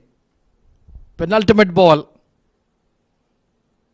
Oh! And a nod of approval from Danish Qureshi. He bowled really well. All he needs is your support, Danish Qureshi. Go for that big one. Well, there you can see everybody in. 1, 2, 3, 4, 5, 6, 7, 8. Only one man out. Where is that man? We'll need to find him. The deep cover. And no 5-wicket haul for you. But what a match-winning spell. 4 for 14 in his 4 overs. And with a maiden to conclude. 92 for 9.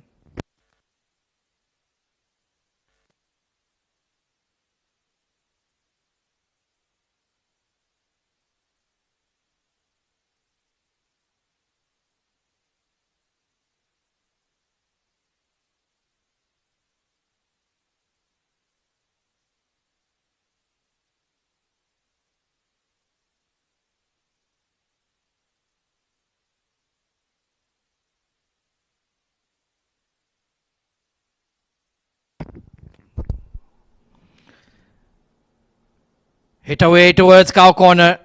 Eamon Ahmed is striking the ball clean. And number 11 batter finds another boundary here. He can bat. We saw him getting runs in his under 19 days. Yes, certainly is a clean striker of the ball. Not a great delivery from Ibrahim. Still struggled overall for control this evening. Slashed away and just beyond the deep cover. Back-to-back boundaries. Eamon Ahmed is dealing in fours only. He's spoiling the figures of Ibrahim Masood. This is the third boundary against Masood for Ayman. Look at that stretch from Ayman. And he made sure to keep it away from the reach of the fielder. 4 more runs. Yeah, he's telling the dugout, what's the fuss? What was so hard that we are 100 for 9? We should have won this game. Why did you get out in the first over, everybody? Could not penetrate the gap on that occasion. But in the end, either way, it's going to be a thumping win for Sharjah. The batters might be thinking you gave plenty of runs. And you're expecting us to come out and get those runs. Well, he will say, you didn't field well. And they will say, you didn't field well also. I'm sure it'll all be good fun in games. Oh, dear me. That is nasty. Going underneath the grill there. And we need Dr. Kiran, our board physio out there, to take a look at that one. We've already had one batter take a blow to his face, Hamdan Tahir. And those are never pretty. Always a cause for concern.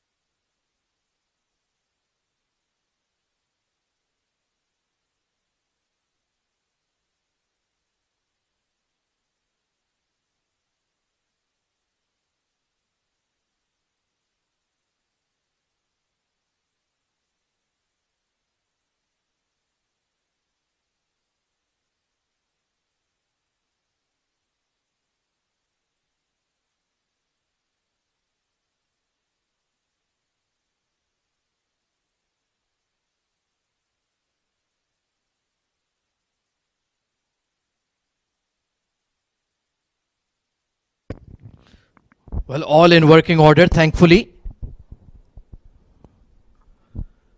Swing and a miss. Is there a catch? Shamim Abdul Bashir says no. Yeah, I don't want Ayman to try any more slog sweeps against Ibrahim Masood. At least don't swing across the line. Oh, thank you, Ahmad. Till date, I don't know what AB stands for when we talk about Shamim. Bowled him. It was the trademark googly from Ibrahim Masood. And Dubai have been KO'd for 102 runs. What a stunning victory for Sharjah against their neighbors. It's a clinical, one-sided victory. Pure class through and through. It's 130 runs, a margin victory for Sharjah. They are making inroads in this tournament. And things just not going in favor of Dubai in the last few games. Back to back to back. 3 matches they have lost. And Sharjah have done the double over them. Beat them earlier in the group stage. Then the reverse fixture. It's an even bigger hiding they have dished out to the men in blue. Back to the drawing board big time for Team Dubai. And Sharjah have found their form at the right stage of the D20. 102 all out. But it was all about Vriitya Arvind, Usaid Amin, Taimur Ali, Mohit Kalyan putting on a power show with the bat. A clinical performance. A thumping victory, and Ronak Paroli next to Mr. Amin Farooq. And I feel for Nilansh Keswani. He's trying his best in every game but not getting the support from the fielders. He bowled well. He created those opportunities early in the first innings with the ball. But the news is Sharjah, They got those 10 wickets of Dubai in just 17 overs. Ronak Panoli, a duck. So was Rezal Nadir. Then Israr Ahmed falling to Ayan Afzal Khan. In his first over, he got 3 wickets. Nilansh Keswani tried his best, 27 to young lad Aryan Lakra contributing with 28 in just 12. But the asking rate was too much at the time for Aryan Lakra. And just 7 extras given away by the bowling unit. All they could manage is 102 before they were bundled out in 17 overs. Ayan Afzal Khan, the star of the show, 4 for 14, including 3 in his very first over. What a spell. 3 wickets for Ibrahim Masood as well. Dania Liaquat and Mohammad Irfan chipping in. And you can just see that timeline of follow wickets. 0-1-1. And after that, they never really had a chance. Taking a look at the batting highlights, or rather the bowling highlights of Sharjah. Ronak Panoli, first ball, trying to pull, simple catch. Rezal trapped in front, given out, and Israr playing across the line to a straight one, given out. And then Vaibhav Govikar, he did hit a boundary, but he fell tamely as well towards mid-wicket. They were 10 for 4. Nilansh put on some resistance alongside Ramiz Shehzad. But that asking rate kept climbing, kept becoming more and more difficult. And in the end, they succumbed to the pressure.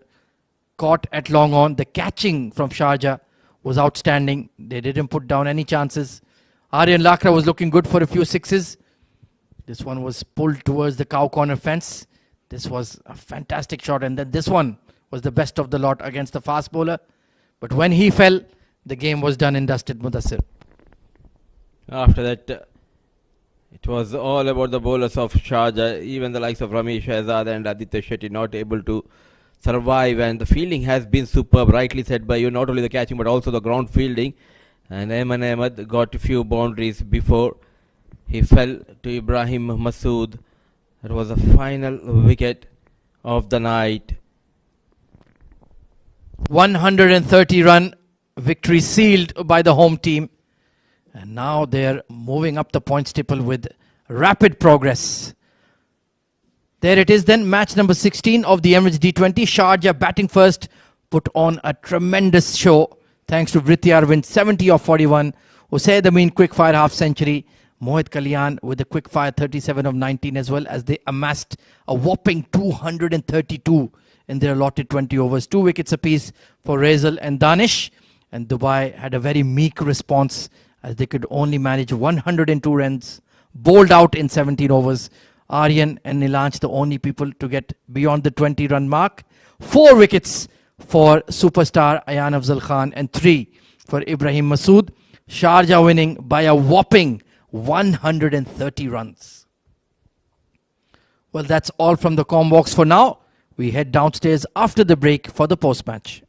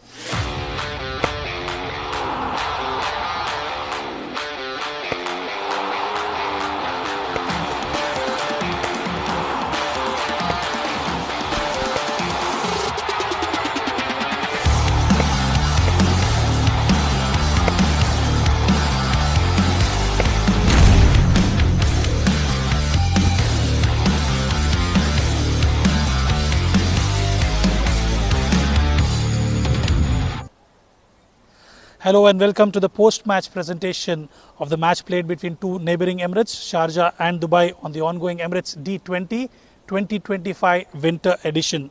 Sharjah, batting first, put up a mammoth total on board, scoring 232 for the loss of 5 wickets. This is the highest record in the ongoing D20 2025. There were significant contributors with the bat. It was Vriitya Arvind laying the foundation with 70. Halan contributed, then Usaid Amin 50 of 22 for him, and a quick cameo in the end by Mohit Kalyan and Taimur Ali. Well, in response, Dubai were bundled out for just 102. Well, it's time for us to award the player of the match. To honour the player of the match, it will be our match official, Mr. Bashir, who will be awarding the player of the match award to Ayan Afzal Khan for his brilliant display of bowling. 4 overs, 4 for 14. Magnificent performance, picking up 3 wickets in the first over. Ayan, congratulations. You have made it a habit of winning the player of the matches. नहीं अल्हम्दुलिल्लाह ऊपर वाले ने तो बहुत इज़्ज़त दी है क्योंकि ये D20 में बहुत सारे तो मैं तो मैच ले रहा हूँ इंशाल्लाह आगे भी मैं यही मेरी कोशिश है कि मैं और भी लूँ और ना जो मेन चीज़ है हमारी टीम जीते क्योंकि आज का विकेट जैसे आपने देखा बहुत ही थोड़ा वो फ्लैट विकेट था हाई स्कोरिंग था गेम तो फिर ये मेरे लिए तो बहुत अच्छा था कि मैं जो ऊपर से ही 3 आउट जो मैं आज तो मेरे लिए तो बहुत अच्छा था 232 आप लोग ने बैटिंग किया है तो आपको जो रिस्पॉन्सिबिलिटी दी गई थी पावर प्ले में आके बॉल करना आपने बहुत अच्छे तरीके से 3 विकेट्स निकाले हैं आपको कुछ ऐसा लगा कि the wicket will behave differently जब आप बॉल करने आए थे जी मुझे ये पता था कि विकेट बहुत अच्छी है फ्लैट विकेट है तो मैंने जो हमारे कप्तान हैं बुशाद जी से मैंने कहा कि यार आप मुझे दो आज मैं फर्स्ट ओवर तो मैं करता हूँ उन्होंने कहा देख ले भाई आपके लिए रिस्क है मैंने कहा सर मैं ये बहुत देर से मैं ना न्यू बॉल से मैं स्टार्ट कर रहा हूँ तो मैं आज भी उनको मैंने कहा कि यार आप मुझे दो मैं स्टार्ट करता हूँ ऊपर वाले ने मुझे तो अल्हम्दुलिल्लाह मुझे तो बहुत इज़्ज़त दी और मैंने वो स्टार्ट में ही उनके 3 आउट किए आपको ये बात पता है कि आप बॉलिंग लीडर बोर्ड आप लीड कर रहे हो 15 विकेट से जी ये पता तो है बट लेकिन ये मेरे लिए उतना इफेक्ट नहीं करता क्योंकि मेरे लिए मेन है कि मेरी टीम को खुद जिताऊँ क्योंकि जैसे शारजा आप हर डी सीरीज़ में देखते हैं वो एक स्ट्रॉन्ग टीम है जस्ट वो सेमीफाइनल और फाइनल में ज़रा थोड़ा सा हमें थोड़ा सा है मुश्किल तो हम यही कोशिश करेंगे कि इस बार सेमीफाइनल भी अच्छे से खेलें और वो फाइनल भी तो फिर मेरी यही प्लानिंग कि मैं अपनी टीम को फाइनल तक लेके जाऊँ किसको डेडिकेट करना चाहते हैं ये मैं तो मैच में अपनी मॉम को डेडिकेट करना चाहता हूँ क्योंकि आज मैं उनकी दुआएं की वजह से यहाँ हूँ उन्होंने मुझे बहुत दुआएं की है तो मैं मैच में डेडिकेट करता हूँ बहुत बहुत शुक्रिया हमसे बात करने के लिए good luck for the tournament Thanks. That was Ayan Afzal Khan for his wonderful bowling performance. That's all we have from the post-match presentation. Good night and God bless.